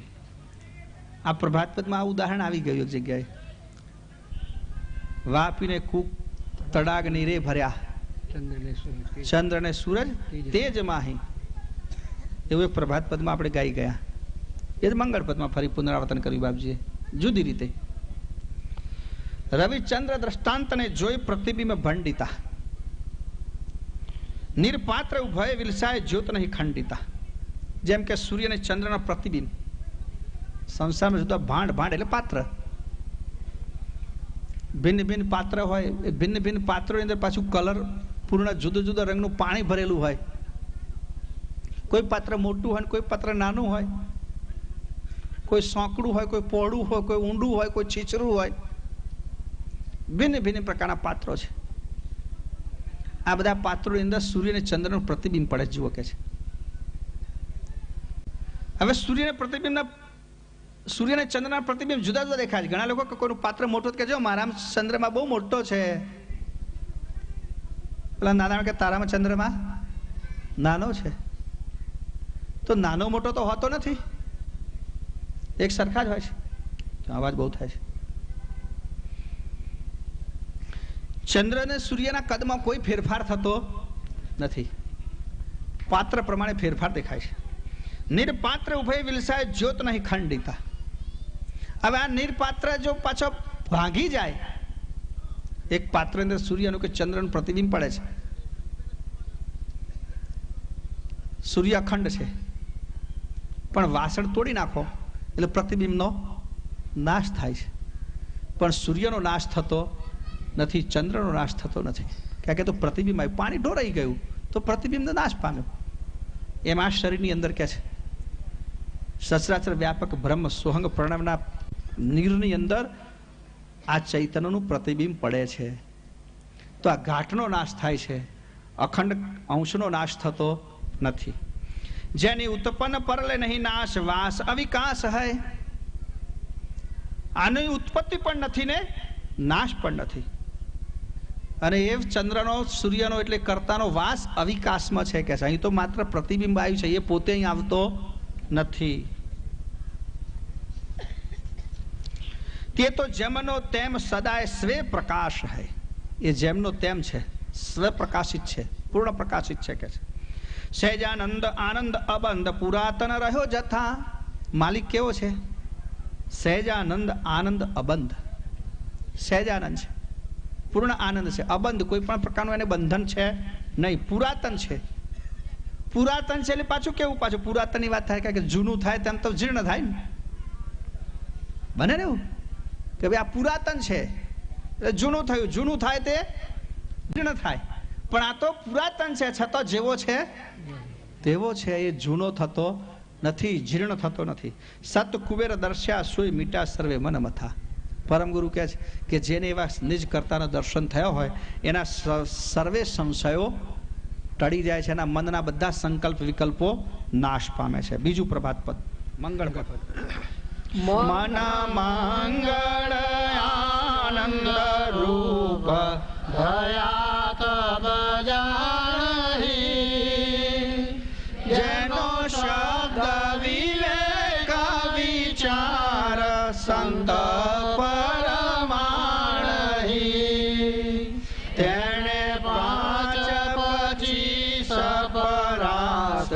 આશ ઉલટી કરી. તેને રોમ રોમ રંકાર રટત હરિ હરિ. જેને બોલત હિ બુદ્ધિ હોય શુદ્ધ સમજીવકો. તેને પ્રગટે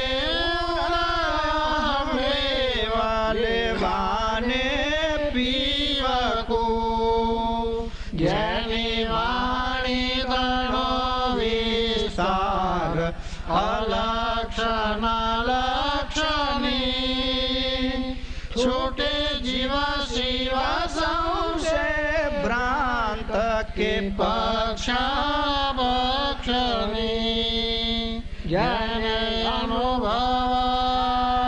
પહોર પદ પરમની તેને વ્યાપી શકે નહીં કાંઈ કલ્પના કરમની જ્ઞાને મન બુધ ચિત અહંકાર ચાર તેથી નિરવર જાની જદાસ આશ હરિ કેશર પરમાનંદ આનંદ ને જોઈ બુદ્ધિ સર્વ વિસારી ભાઈ સુરત નું એક તાર કુવેર નવની સરી મન મંગળ આનંદ રૂપ ભયા તબ જાનહી. આ પણ ક્રમ તમે જુઓ. આગલું જે મંગળ પદ પૂરું થયું એમાં છેલ્લું શું છે? સહેજાનંદ આનંદ. આનંદ શબ્દ છે. અબંધ પુરાતન રહ્યો જથા સત કુબેર દર્શ્યા સોય મીઠા સર્વે મન મથા. મનના બધા સંશયો ટળ્યા એટલે મનમાં આનંદ થયો, મન મંગળ થયું. તો મન મંગળ આનંદ રૂપ ભયા તબ જાનહી. ઘણા માણસો કે ભાઈ અમને તો આ બધું જ્ઞાન લાગેલું છે, અમારા માટે કશું નવું નથી, પતી ગયું કામ, એમને કશું કહેવાનું હતું. પણ જેને આ જ્ઞાન પ્રાપ્ત થાય, જેનું મન મંગળ થાય, શુભ બને, શુભ વિચાર કરનારું બને, શુભ વ્યવહાર કરનારું બને, એનો વ્યવહાર કેવો હોય? પરમ ગુરુ કે છે કે એનો વ્યવહાર કેવો હોય એ જુઓ. કે જેનો શબ્દ વિવેક વિચાર સંત પ્રમાણ. સંત પુરુષો જે પ્રમાણિત કર્યું છે કે માણસે કેવું બોલવું જોઈએ, માણસનામાં કેવો વિવેક હોવો જોઈએ, માણસનામાં કેવો વિચાર હોવો જોઈએ, એની આચાર સંહિતા સંત પુરુષોએ નક્કી કરેલી છે. બરાબર ને? સંતોએ કે સજ્જન માણસે કેવું બોલવું જોઈએ, સજ્જન માણસનો શબ્દ કેવો હોય, તો કે સામા માણસને આનંદ આપે. સામા માણસને આનંદ આપે એવા એના હૃદયમાંથી બોલ નીકળવા જોઈએ. જે અજ્ઞાની છે, કર્કશ છે, દુર્જન છે, એના હૃદયમાંથી કેવા શબ્દો નીકળે? તો કે વગર કારણે પણ સામા માણસને દુઃખી કરે, એના હૃદયને આઘાત પહોંચાડે. તો બાપજી કહે છે વાણીથી શરૂ થાય તમારી જાગૃતિ. વાણી વિચારમાં વિવેક. તો જેનો શબ્દ વિવેક વિચાર સંત પ્રમાણ. સંતોએ પ્રમાણિત કરેલો વ્યવહાર કરવો જોઈએ. કેટલોક વ્યવહાર નિષેધ કરેલો છે સંતોએ, એ નિષેધ કરેલી વાત જીવનમાં હોવી જોઈએ નહીં. આગળ કેટલી બાબતો આવી, શું શું નિષેધ કર્યો છે એની ઘણી વાતો આગળ કરી છે. મનુષ્ય ક્રોધ તજવો, મનુષ્ય દ્વેષ તજવો, રાગ તજવો, મોહ તજવો, અહમ અહંકાર, આ બધું તજવું, આ નિષેધ કર્યો છે. તો પરમ ગુરુ કે તમારું મન મંગળ અને આનંદરૂપ થાય એટલે સમજવાનું કે તમારો વ્યવહાર બદલાયો. તમારો વ્યવહાર બદલાય તો જ મન મંગળ બની શકે, તો જ શુભ સવાર થાય, નહીં તો સવાર શુભ બની શકે. અને જેની સવાર શુભ ના થઈ એની બપોર શુદ્ધ કઈથી થવાની ભાઈ? બરાબર છે? પછી રાત્રિની તો કલ્પના ખોટી કરવાની રહી ગયા. શરૂઆતથી શુભ હોવું જોઈએ ને. તો મન મંગળ આનંદ રૂપ ભયા તબ જાનહી. જેનો શબ્દ વિવેક વિચાર સંત પરમાણ. એવા માણસનો વ્યવહાર કેવો થાય? બાપજી કે છે તો કે તેણે 5-25 પરાસ આસ ઉલટી કરી. 5-25 ને ઊંધા પાડી દે, એમ કહેવાનો મતલબ એવું થયું ને. આમાં તો 5-25 પરાસ આસ ઉલટી કરી. 5-25 ને ઊંધા પાડવા પડે જો સારા થવું હોય તમારે. એ વગર સારા થવાય નહીં. એ 5 કયા પણ આપણી જોડે જે રહેતા હોય તો બરાબર છે, બીજા દૂર ના કઈ ઊંધા પાડવા જઈએ. એ 5 તત્વો, પૃથ્વી તેજ પવન આકાશ ને પાણી, એ 5ની શું આશા હોય? 5 તત્વને શનિ આશા થઈ. જુઓ નાનદાજી બાપજી જગ્યાએ કહ્યું છે કે આપણા શરીરમાં 10 ઇન્દ્રિયો છે, 5 કર્મેન્દ્રિય, 5 જ્ઞાનેન્દ્રિય. એ 5 તત્વોની બનેલી છે.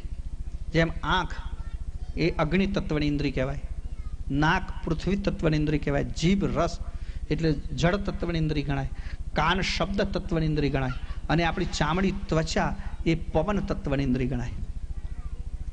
તો આ 5 વસ્તુને શનિ આશા હોય છે.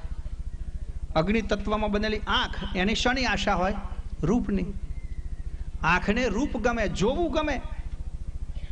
જીભ જળ તત્વની છે તો જળ તત્વને શાની આશા? સ્વાદ.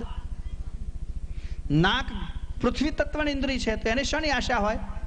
ગંધની, સુગંધની. બરાબર છે? ગમે તેવી ગંધ નહીં, સુગંધ જ. એને સુગંધની આશા. આકાશ તત્વની ઇન્દ્રિય બની છે કાન, તો એને શાની આશા હોય? સુમધુર સંગીત. એને એની આશા હોય. અને પવન તત્વની બનેલી ઇન્દ્રિય ત્વચા, એને સ્પર્શની આકાંક્ષા હોય. તો પહેલે તો કે 5 તત્વોની આશાઓને ઊંધી વાળવી પડે કે ભાઈ આંખને રૂપમાં મોહ નથી, કાનને ખરાબ શબ્દનો મોહ નથી, જીભને સ્વાદનો મોહ નથી, અને ગંધને સુગંધિત દ્રવ્યનો મોહ નથી, અને ત્વચાને સ્પર્શનો મોહ નથી. મને મંગળ થાય ત્યારે આ મોહ ટળે. એવી બીજી 25 પ્રકૃતિ પાછી, જેમાં ગુણગણ પણ આવી ગયા, આકાંક્ષાઓ આવી ગઈ, માત્રાઓ આવી ગઈ, જેની અંદર બધી આકાંક્ષાઓ આવી ગઈ, ભાવનાઓ આવી ગઈ. તો એ 25 બીજી 25 પ્રકૃતિઓ એને પણ આપણે ઊંધી પાડવી પડે. યાને કે એનું ઉલટ પંચીકરણ બાપજીનું ધ્યાનમાં રાખવું પડે. એની વૃત્તિમાં ફેરફાર કરવો પડે, એમ કહેવાનો મતલબ છે. જેમ હું ઘણી વખત દાખલો આપું છું કે આકાંક્ષાની વાત કરીએ તો શુદ્ધ આકાંક્ષા, ગવન આકાંક્ષા, પીપાસ આકાંક્ષા. માણસ ભૂખ લાગે માટે ખાય એવું નથી. જુઓ, ધ્યાન રાખજો. તમે કેમ ખાઓ છો કોઈ પ્રશ્ન પૂછે તો જવાબ આપણે એવો હોય કે ભાઈ શરીરને ભૂખ લાગે એટલે. ના, એવું નથી. આકાંક્ષા પેદા થાય ત્યારે માણસ ખાય છે, માત્ર ભૂખથી ખાતો નથી. ઘણા માણસો એવા હોય, તમે જુઓ ને, હરતા ફરતા કશું જોવે તો ફાંકો મારે, ખાધા પછી પણ ફાંકો મારે. ક્યાં જરૂર છે ખાવાની? કહો. આ ભૂખ લાગી છે માટે નથી ખાતા, પણ ખાવાની આકાંક્ષા જાગી છે માટે ખાઈએ છીએ. અને છતાં બીજી વાત કે ભાઈ ભૂખ લાગે તો ખાવ, બરાબર છે, તો સાત્વિક ખોરાક ખાઓ. અભક્ષ પદાર્થ કેટલાક લોકો ખાય છે. ઘણી જગ્યાએ મારા પેલા કેટલાક છોકરાઓ તાર કેટલીક વાતો હું પૂછું એમને, જ્ઞાનમાં ઉમેરો થાય ને આપણને. સારા સારા ઘરના હોય, તમે જુઓ જેમના ઘરમાં ભક્તિ ઉપાસના પૂજા થતી હોય, અંતે પાછા અભક્ષ વસ્તુઓ ખાતા હોય. અભક્ષ જાણો છો, સમજો છો ને? જે ખાવાની શરીરને જરૂર નથી, ઈંડા, માંસ વગેરે. આ લોકોને પૂછશે કે તમે કેમ ખાવ છો? ઘરે બનાવો છો કેમ કરતા? ના, ઘરે તો કહે છે ના બનાવવા દે. હજુ આપણા ઘરમાં જૂના કેટલાક લોકો છે કે હજુ રસોડામાં એ પેસવા દેતા નથી. તો કહે છે કંઈક વડોદરા કે અમદાવાદ જઈએ તારે સ્પેશિયલ હોટલમાં જઈએ. તો કે બીજી જગ્યાએ ખાવ, તમે શાકાહારી ખાવ તો શું વાંધો? તો કંઈક શોખ છે કે છે, એક જાતનો શોખ છે. એટલે શરીરને જરૂર છે માટે નહીં, પણ એક જાતનો શોખ. આ શોખનો વિષય બન્યો. અમે એક જણ તો મને ત્યાં સુધી કહ્યું, મેં કહું તારે કેટલી વખત કે આ મિત્રો સાથે જઈએ તારે 5-10 વખત ગયો છે, તું બધાને હાથે જવું તો તું ના જવું, તું બીજી હોટલમાં જવું તો શું વાંધો છે? અથવા તું વેજીટેરિયન ડીશ લો તો શું વાંધો છે? કે ચાલો બધાની સાથે જઈએ અને પછી ના ખાઈએ તો સારું દેખાય. હા, તારી ભલે થાય.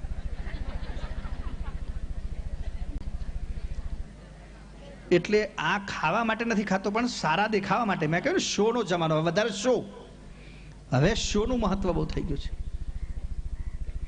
તો આ આકાંક્ષા એને ઉલટી કરવી પડે. એક ઉલટ પંચીકરણ નામનું એક પુસ્તક બાપજી લખ્યું છે. મને ઈચ્છા છે કે હવે ફરી શિબિર મારે આની કરવી છે. એક ગદ્ય છે પણ પદ્ય નથી, વાંચવાનું છે ખાલી. બહુ કામ અઘરું છે, વાંચવું ને સમજવું બે રીતે.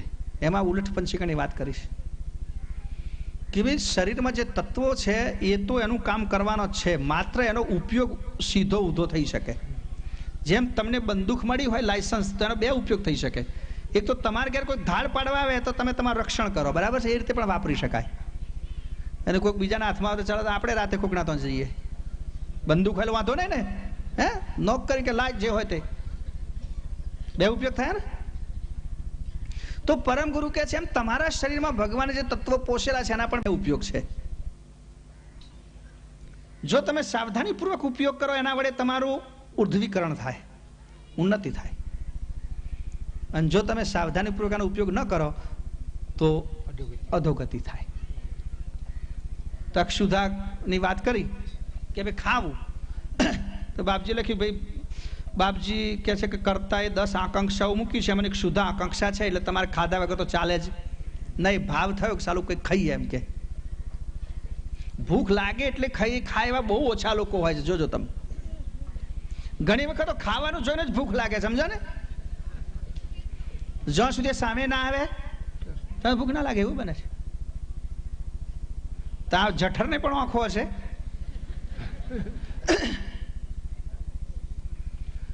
તો કે શુદ્ધ આકાંક્ષા છે એટલે એને તમે કાઢી ના શકો, પણ વ્રત લઈ શકાય. જો મનને સીધું કરવા માટે વ્રત બહુ મહત્વનું છે. જે વ્યવસ્થિત રીતે સમજપૂર્વક કદાચ ક્રિયા ના થતી હોય ને તમે વ્રત દ્વારા કરી શકો. વ્રત એટલે શું? નક્કી કરેલી વાતને વળગી રહેવું, એને વીંટળાઈ રહેવું, એનું નામ વ્રત. તો તમે નક્કી કરો, દાખલા તરીકે માનો કે પ્રભાત મંગળ પદ સવારે ગાવાનું વ્રત લો, કે એ પ્રભાત મંગળ પદ ના ગઈએ ત્યાં સુધી ચા, કેટલા તો એમ કે છે કે ચા પીધા વગર ગવાય જ નહીં.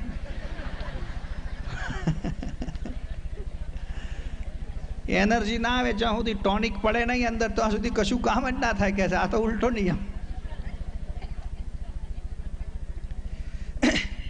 તો કેટલોક વ્રત, તો પરમ ગુરુ કે તમારા હૃદયમાં પેદા થતી આકાંક્ષાઓને અંકુશમાં લેવા માટે પણ કેટલોક વ્રત લેવો પડે તમારે. જેમ કે ખાવું, તો એક ગ્રંથમાં પરમ ગુરુએ લખ્યું છે કે તમે વ્રત લો કે પ્રસાદ સિવાય મારે કશું ખાવું નહીં. પ્રસાદ. તમે કહેશો આટલું બધું પ્રસાદ તો ક્યારે લાવીએ? સાર સાથે જઈએ તો એ આખો મહિનો ચાલે એટલે તો કોણ બાંધી આપે? એ તો ખોટના ધંધા. પ્રસાદ લાવો ક્યાંથી? હમણાં વેચ છે તો ચપટી ચપટી વેચ છે, એમાં કે આખો દાડો થોડો જવાનો આપણો. પણ ના, તમે તો જમશો ને તો એ પ્રસાદ જ હશે. પ્રસાદ ઈષ્ટદેવને સમર્પિત કરીને વસ્તુ આરોગવી અથવા જે સમર્પણ કર્યું એ પ્રસાદ થઈ ગયો, સમજી લો. તમે તમારા ઘરમાં પણ જે કે રસોડું બનાવો ત્યાં રસોઈમાં પરમ ગુરુનો ફોટો રાખો, બનીને પછી સમર્પણ કરો એટલે પ્રસાદ થઈ ગયો. ફાયદો એનાથી. પરદેશની વાત કરું તમને, હું ઘણા બધા પરદેશમાં કેટલા પરિવારોમાં આવી વાતમાં કે ભાઈ તમારા કિચનમાં બાપજીનો ફોટો રાખવો.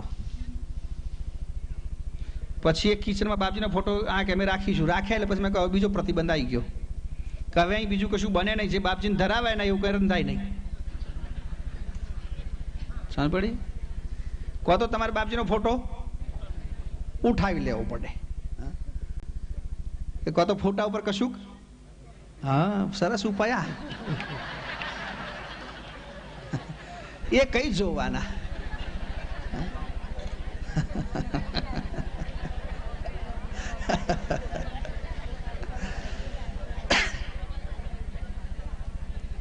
તો ઉલટ પંચીકરણમાં પરમ ગુરુ લખ્યું છે કે પ્રસાદ સિવાય કશું આરોગવું નહીં.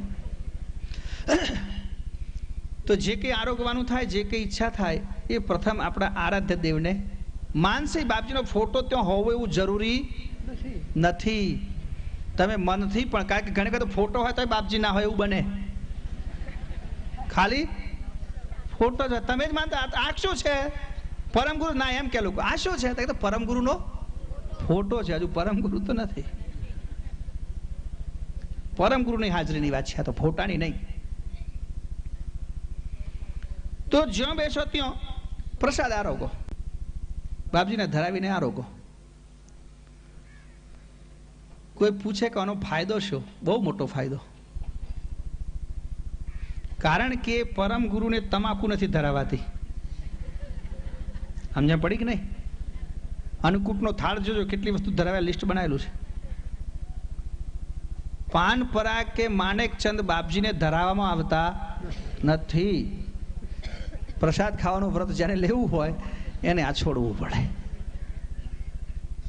જે પરમ ગુરુને ધરાવી નથી શકાતું એ આપણે ખાઈ ના શકીએ. કેટલો ઓટોમેટિક પ્રબંધ આવી ગયો, બરાબર છે? વનસ્પતિજન્ય આહાર બાપજીને ધરાવવાની છૂટ છે. વનસ્પતિજન્ય આહાર એટલે ઘણા લોકો પેલા કે થાળમાં કેટલા લોકો ભાઈ ડુંગળી ના મુકાય, લસણ ના મુકાય, સારી વાત છે, પણ કદાચ તમે ખાતા હોવ તો એ ધરાવવામાં વાંધો નથી, ક્યાં કે એ વનસ્પતિજન્ય આહાર છે. એક સમય એવો હતો કે જ્યારે લોકો માત્ર કંદમૂળ ખાતા હતા, માત્ર ફળ ખાતા હતા, એવા લોકો માટે ડુંગળી અને લસણ પથ્ય હતું. આપણે તો ડુંગળી લસણ કરતાં વધારે તેજાના ખાઈએ છીએ તો એનું કોઈ વિષાદ નથી. જે ન ખાતા હોય બરાબર છે, પણ ખાવું એ પાપ નથી એટલું ચોક્કસ માને છે. વનસ્પતિ જે શરીરને નુકસાન ન કરે, ઉલટો ફાયદો કરે, એવો કોઈ પણ વનસ્પતિજન્ય આહાર ખાવામાં વાંધો નથી. એનાથી કાંઈ જતું રહેતું નથી, કાંઈ નુકસાન થતું નથી. અને કેટલાક લોકો પાછું એવું બનતું હોય છે ને કે ઘણા માણસો નિયમ એવો રાખવો જોઈએ કે જે પાડી શકાય. લાડવો કીડી પર મૂકીએ ને તો કીડી મરી જાય. તમારી ઈચ્છા તો લાડવો ખવડાવવાની, પણ ભૂકો કરીને નાખવો સારો. કે એક બાજુ પ્રતિજ્ઞા કરવી કે હું ડુંગળી લસણ નહીં ખાઉં, અને પાછું છોનું મેં એવા જોયા છે. અમારે વાત નહીં કહું તમને, પણ બનારસમાં એક સંત સમિતિની બેઠક હતી. અમારા એક સંત અહીંયા નથી આવ્યા, રૂપિયા પુરાણા છે, ધરમદાસ, એ સંત મારી જોડે હતા. તો વારાણસીમાં આખા ભારતના સંતો ભેગા થયેલા. તો આપણે ગુજરાતના સંતો સ્વાભાવિક છે કે હોય એટલે આપણે ત્યાં જ એમનો નિવાસ હોય. 2 દિવસ ત્યાં રહ્યા એ સંતો. પછી એ બધા ટ્રેનમાં આવતા હતા મિટિંગ પતી એટલે. તો મેં પેલા ભાઈને બધા બધા રસોઈ અમને કહ્યું, ભાઈ આ સંતો છે, 2 દિવસ જવાના ટ્રેનમાં, રસ્તામાં કશું ખાય નહીં બહારનું, એટલે આપણે અહીંયા જ એમનો નાસ્તા પાણીની વ્યવસ્થા કરીએ, ડબ્બા ભરી આપો એટલે એમને રસ્તામાં ચાલે. પેલા સંતો ખુજે કે બાપજી અમે ઈચ્છતા હતા જવું, પણ કહીએ ના ને. મેં કહ્યું તમારે કહેવાનું ના હોય. એ જ બેઠા બેસી ગયા ને એમની મેળે કંઈક ભાખરી બનાવી દીધી ને કંઈ થોડો મગજ બનાવી દીધો ને વળી પાછા મરચા તેલમાં બધા એ કરી દીધા ને પછી જતા જતા અમણે શું કર્યું કે પેલા નોકરો ચાકરો બધું રસોડું તો ભેગું હોય, બનાવે એક જાણે, પણ આપણે તો રસોડામાં ડિવાઇડેશન ના હોય. ગમે તે માણસ જે અમારો છેલ્લી કક્ષાનો વાસણ માટનાર નોકર જે જમે એ જ અમારો વીઆઈપી એ જમે. આપણે તો ભોજન ભેદ નથી હોતો. તો એક ટોપલીની અંદર ડુંગળી હતી, તે પેલા 2-4 લોકો એ પણ ભેગી થેલી મૂકી. એટલે અમારે પેલા સાધુ જોઈ ગયા. હવે આમાં કંઈ પાપ નથી, એમાં શું ફેર છે? પણ જોઈ ગયા એટલે એમને કેમ પાપ લાગ્યું? એણે આવીને મને ફરિયાદ કરી, પેલા સાધુ તો કે છે ડુંગળી એવું લઈ ગયા. તો એમને ખબર નહીં કે સાધુ પાછળ પાસે એમની જોડે આવ્યો મને મળવા. તે પેલા સાધુ કે જા જોડથી ક્યાંનો ધીમો શું કહું છું કે બાપજીને ક્યાંનો વાંધો શું છે? જો કે છાપામાં છપાવજો કે વાંધો છે કે ખાઈએ છે મેં કોઈ એમ બરાબર છે, એમ ખોટું શું છે? સમજ પડે ને તમને? આવા તો ઘણા બધા અનુભવો કેટલી જગ્યાએ થતા હોય. તો ખોટો ડોળ કરવાની જરૂર નહીં. અને ખોટું છે ને ત્યાગવું જ, મનથી જ ત્યાગવું, દેખાવ પૂરતું નહીં. તમે જે ત્યાગ કરો એ મનથી જ ત્યાગ કરો, અને એનો ત્યાગ કરો કે જે તમને નુકસાનકારક છે, મન માટે, હૃદય માટે, શરીર માટે, પ્રકૃતિ માટે. કુદરતી વનસ્પતિજન્ય આહાર એ સપ્રમાણ મનુષ્યને લેવામાં આવે તો કોઈ જાતનો વાંધો નથી હોતો. તો આ આકાંક્ષાઓ જુદી જુદી પેદા થાય હૃદયમાં, એટલે એને તો આપણે પાડવી જ પડે. તો અહીં વાત છે, મન મંગળ આનંદ રૂપ ભયાતબ જાણી, જેનો શબ્દ વિવેક વિચાર સંત પરમાણે જાણે 5-25 પરાસ આશ ઉલટી કરી. આ પણ મેં તત્વોની આશાને ઉલટાવી દો, એમને વિકાર પ્રત્યે જે રુચિ છે એની જગ્યાએ ઉન્નતિ પ્રત્યે રુચિ પેદા કરાવો કે છે. તેને રોમ રોમ રંકાર રટત હે હરિ હરિ. આવા જાગૃત થયેલા માણસનું રોમ રોમ ભગવાનનું સ્મરણ કરે કે છે. એના પ્રત્યેક રોમમાંથી એક જ ભાવના પ્રગટવી જોઈએ. જેને બોલત હી બુદ્ધિ હોય શુદ્ધ સામા જીવકું. વળી બોલવાની વાત પણ વચન, જેમ આગળ વાણીની વાત કરીએ, સંતોએ જે પ્રમાણિત કરી છે એ પ્રમાણે એનો મન વચ્ચે એનો વિચાર અને વાણી રહે, વિવેક રહે. એવી રીતે અહીં ફરી પણ વાત કરી કે આપણી પણ વાણી એવી હોવી જોઈએ કે સામા જીવનામાં શુદ્ધ ભાવ પેદા કરે, અશુદ્ધ ભાવ પેદા ના કરે. એટલે વિકારી વાણી ના હોવી જોઈએ, ધ્યાન રાખો. વાણી પણ પવિત્ર હોવી જોઈએ. ઘણા માણસો કહેતા બોલવામાં શું જાય છે? બોલવામાંથી જ બધી બગાડ પેદા થાય છે, ધ્યાન રાખજો. ગમ્મત કરવામાં શું કહે છે? કેટલા માણસો ખોટી ગમ્મત કરતા હોય, પણ ગમ્મતમાં ખોટું બોલવું એનો મતલબ એ છે કે જૂઠું બોલવાનો તમે અભ્યાસ કરી રહ્યા છો. એટલે વાણી પણ સામાન્ય હૃદયમાં શુદ્ધ ભાવ પેદા કરે એવી શુદ્ધ હોવી જોઈએ. અપવિત્ર ને અશુદ્ધ વાણી બોલવી જોઈએ નહીં. માણસ ગમ્મતમાં પણ ધ્યાન રાખો. ઘણા માણસોને તમે જો વાતમાં અપશબ્દો બોલવાની ટેવ હોય છે. આ કુટેવ છે, આ સારી ટેવ નથી. એટલે વાણી પવિત્ર હોવી જોઈએ. તેને પ્રગટે ઉરહમ મેવ લેવાને પીવવું. સામા માણસને એવી સરસ શીતળ વાણી પ્રાપ્ત આપણા તરફથી પ્રાપ્ત થવી જોઈએ, એવી સદવાણી પ્રાપ્ત થવી જોઈએ, એવી પવિત્ર વાણી પ્રાપ્ત થવી જોઈએ કે પેલાના હૃદયમાં પણ અહમય પેદા થાય, એના હૃદયમાં પણ ભાવ પેદા થાય. વાણી જ મહત્વની છે ને ભાઈ, શબ્દ બહુ મહત્વનો છે. જેની વાણી તણો વિસ્તાર અલક્ષના લક્ષની. વળી બીજું શું કે અલક્ષના લક્ષ સુધી એની વાણી પહોંચેલી હોવી જોઈએ. કે વાણીનો વિસ્તાર નાશવંત પદાર્થોમાં હોવો જોઈએ નહીં. છૂટે જીવ શિવ સંશય ભ્રાંત કે પક્ષા પક્ષ નહીં. સારું બોલો, સારું બોલતો શીખો અને આપણા જ્ઞાનમાં એટલો વિસ્તાર કરો કે જે બીજા માણસ સાથે વાત કરવાની અંદર પણ એને આપણે જ્ઞાન આપી શકીએ. કારણ કે આ મિથ્યા ભાષણ નહીં કરો, એમ કહેવાનો મતલબ છે. કેટલાક માણસો ભેગા થાય ને તો વાતો કરે, તમે જોજો, અને વાતોમાં એવું ઉકાળતા હોય છે કશું ના હોય, એનો કશો અર્થ. આ બહુ આ જુઓ એક શિસ્તની વાત પણ કરી બાપજીએ. આ વધારે બધા લોકોને કહું કે નવરા પડીએ ને ત્યારે વાણીનો સંયમ રાખવો જોઈએ. આ કુદરતી નહીં, આપણી સ્મૃતિનો દુરુપયોગ ના થાય. હું તો એમ કહું છું માણસે મિતભાષી બનવું જોઈએ, ઓછામાં ઓછું બોલવું જોઈએ અને ધીમેથી બોલવું જોઈએ. આ પરદેશની વારંવાર હું વાત કરું છું ને ત્યારે મને પરદેશની જે સારી વસ્તુ હોય ને એ પણ હું કહું છું. આપણા ત્યાંના લોકોને કહું છું. આપણા અહીંથી ત્યાં ગયેલા લોકો છે ને તો આનું કશું શીખ્યા નથી બહુ. અહીંનો કચરો ને તોનો કચરો બેનો સરવાળો જ કર્યો છે ઘણા લોકોએ. મને ઘણી જગ્યાએ કેટલાક લોકો એરપોર્ટ પર લેવા આવે ત્યારે હું એ લોકોને સામે કહું, તમે થોડુંક તો શીખો. મૂકવા આવે તોય તો ટોળો બંધાવે, બરાબર છે, એમની ભાવના હોય ભાઈ મહારાજથી જાય છે તો આપણે બરાબર જવું જોઈએ એટલે દૂર જાય છે. એટલે આવે એરપોર્ટ ઉપર પણ તમારે એવો ઝોલન ગમતો બેસતા હોય કે ત્યાંના લોકોને એમ લાગે કે આ કેવા માણસો છે. તો એક પદ્ધતિ છે. તમે ડિઝની વર્લ્ડ અને ડિઝનીલેન્ડનું નામ સાંભળ્યું છે. રોજના તો એવરેજ 50,000 માણસો મુલાકાત લે છે. હવે તમારે કોઈ રાઈડ ઉપર બેસવું હોય ને તો લાઈન ક્યુ બોર્ડ મારેલું હોય આગળ કે અહીંથી તમારે પોઈન્ટ સુધી પહોંચતો 30 મિનિટ થશે. પછી આગળ થોડા જાય તો પોઈન્ટ મારેલો કે અહીંથી પહોંચતો 15 મિનિટ થશે. એટલે તમારે લાઈન છોડીને બીજે જવું હોય તો જઈ શકો કે ભાઈ આપણી પાસે 30 મિનિટ ટાઈમ નહીં, ચલો અહીંથી જતા રહીએ. એટલું પરફેક્ટ કેલ્ક્યુલેશન. પણ લાઈનમાં ઉભો રહેલો માણસ કોઈ સ્વયંસેવક ના હોય, કોઈ દંડો લઈને ના ઊભો હોય, માત્ર એક સામાન્ય દોરી બાંધેલી હોય તો એ કોઈ પણ માણસ એવી ભીડ ના કરે અને એટલું ધ્યાન રાખે કે તમારો હાથ કે પગ બીજાને ના અડે. ત્યાં આટલું ધ્યાન રાખે લોકો. આપણે ઊભા હોય ને તો એ લોકોનો હાથ પગ આપણે ના અડે એટલું ધ્યાન રાખે. અને કદાચ સહેજ અડી જાય તો સોરી બોલવામાંથી ચૂકે નહીં. અને આપણે તો કોકના પર પડીએ ને અને પેલો કદાચ આમ જોતા કે શું થઈ ગયું આમાં, આ ફાટી ગયું, બરાબર, ઉપરથી પેલાને ગબડાઈ પાડીએ અને તોય પાછા કહે કે અમે શું થયું કહો, હવે ઊભા થઈ જાઓ પડ્યા તો કે છે. એટલે કેટલો મેનર. તમે પરદેશ જાઓ, જે લોકો ગયા ને પૂછજો, કોઈ સ્ટોરમાં તમે જતા હોય ને આમાંથી કોઈ વ્યક્તિ આવે ને તમને ક્યારે ના ઓળખતી હોય, ક્યારે ના જોયું હોય, અજાણી જ હોય ને તો એ સ્માઇલ કરીને હાય કહેવાથી ના જાય. કેમ છે એમ કે hi, how do you short form છે,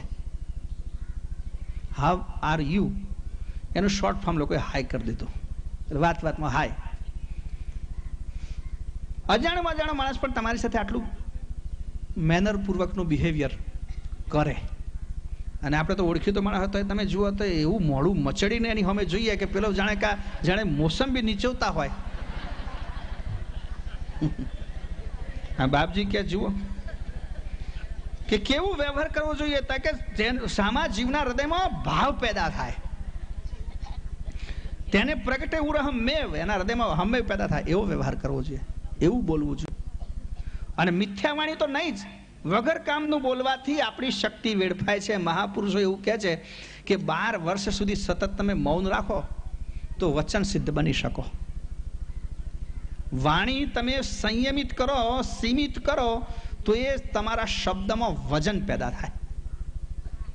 મન વચન કર્મથી. પાછું મૌન એટલે ક્યાં કેટલાક લોકો મૌન રાખે અને પછી આમાં ઈશારા કરે. તો હું કહું ભાઈ આ 5 કિલોનું હલાવો એના કરતાં 50 ગ્રામનું હલાવો ને, સહેલું પડે, ઓછી એનર્જી એટલી ઓછી વેસ્ટ થાય એટલે શક્તિ ઓછી વેડફે. તો મન અને વચનથી મૌન કરવાનું, મનથી પણ ખરું. તો જેની વાણી ત્રણ વિસ્તાર અલક્ષના લક્ષ નહીં. સારું વાતો કરો, બેસો ત્યારે સારી વાત કરો, નકામી વાત કરશો જ નહીં, જેમાંથી કશું ના પેદા કરવાનું હોય, કશું મેળવવાનું ના હોય એવી વાત ના કરો. ખોવાવાળી તો વાણી ઉચ્ચારશો જ નહીં. કોકના દુર્ગુણો, કોકની ટીકા, કોકની નિંદા, એમાંથી તમારે ખોવાનું જ છે, કશું મેળવવાનું નથી. છૂટે જીવ શિવ સંશય ભ્રાંત કે પક્ષા પક્ષ નહીં. સામા માણસના સંશયનું હરણ થાય, પક્ષા પક્ષ નાશ પામે એવી સરસ વાણીનો જો ઉચ્ચાર કરવામાં આવે એ માણસનું હૃદય મન મંગળ છે એમ માનજો કે છે. જેને અનુભવ આઠે પહોર ખોજ પદ પરમની. આઠે પહોર માણસને એક જ લગ્ની છે. શું થાય કે પરમપદની ખોજ. તેને વ્યાપી શકે નહીં કોઈ કલ્પના કર્મની. જે આઠે પહોર શુદ્ધ ચૈતનપણાનો સ્મરણ કરે છે એને સંસારની કોઈ માયા વ્યાપી શકતી નથી. માયાની કોઈ કલ્પના સુદ્ધા એને સ્પર્શી શકતા નથી. જેને મન બુદ્ધ ચિત્ત અહંકાર ચાર અંતસ્કરણ, મન બુદ્ધ ચિત્ત અહંકાર તેથી નિર્વર્ત્યા નિજ દાસ, એને નિવૃત્ત કરી દીધો. ચારે ચાર અંતસ્કરણ જે સંસારનું કામ કરે છે ને એમાંથી રિટાયર કરી દીધો કે છે. આશ હરિ કે શરણ, બસ હરિના શરણ સિવાય બીજા કશામાં કે છે એને આશા નથી. જેને મન બુદ્ધ ચિત્ત અહંકાર પરમાનંદ આનંદ ને જોઈ બુદ્ધિ સર્વ વિસરી, ભય સુરત નૃત એક તાર કુબેર નવ નિસરી. પરમાનંદ આનંદ ને જોઈ, પરમાનંદ નો આનંદ, પરમપદ નો આનંદ, ચૈતન્ય નો આનંદ, પ્રકૃતિ વિહીન જે સનાતન સત્ય છે એનો આનંદ. એ આનંદ આ રીતે જો તમને પ્રાપ્ત થાય તો તમારી બુદ્ધિ સાંસારિક કર્મોથી વિસરી જાય. એટલે બુદ્ધિમાંથી દુનિયાદારી એકદમ વિસરી જાય, ભૂલી જાય. બને છે ને એવું? તમે આજે અહીંયા આપણે બેઠા છીએ, સારી વસ્તુ જો સાંભળવામાં તમને રસ પડે તો આપણે બીજું બધું વિસરી જઈએ છીએ. ક્યાં ટાઈમ ગયો તે પણ વિસરી જઈએ છીએ. તો બાપજી કે જેને પરમાનંદનો આનંદ પ્રાપ્ત થાય એની બુદ્ધિમાંથી નાશવંત ભાવનાઓ વિસરી જાય, એ બીજું બધું ભૂલી જાય, સંસારની બધી વસ્તુઓ પરિત્યાગ થઈ જાય. ભય સુરત નુરત એક તાર, સુરતા નુરતાનો એક તાર થઈ જાય. પ્રત્યક્ષ દ્રષ્ટિ ને પ્રોક્ષ દ્રષ્ટિનું મિલાન થઈ જાય. અને એ સુરતા નુરતા એવી રીતે ભેગી થાય, એની વૃત્તિ નિજ સ્વરૂપમાં એવી રીતે ચોંટી જાય કે કુબેર નવ નિસરી. બાપજી કે છે એમાંથી પછી પાછો નીકળતો જ નથી. જે નજર ત્યાં એની પહોંચી પછી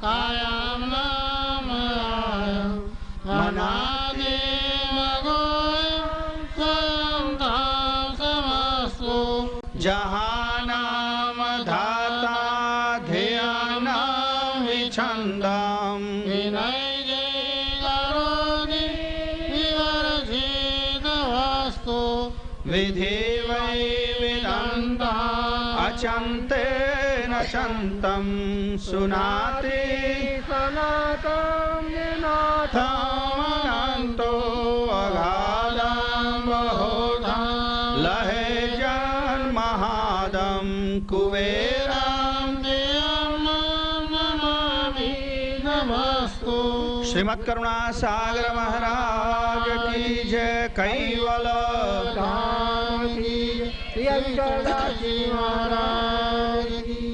સતકેવલ સાહેબ. મંગળ પદ આપણે સવારે 2 પૂર્ણ થયા. છેલ્લી ચોપાઈ જોતા હતા. પરમાનંદ આનંદને જોઈ બુદ્ધિ સર્વ વિસરી, ભય સુરત નુરત એક તાર કુબીર નવ નિસરી. પરમપતિ વિશ્વ નિયંતા સર્જનહારનો પરમ આનંદ જોતા જ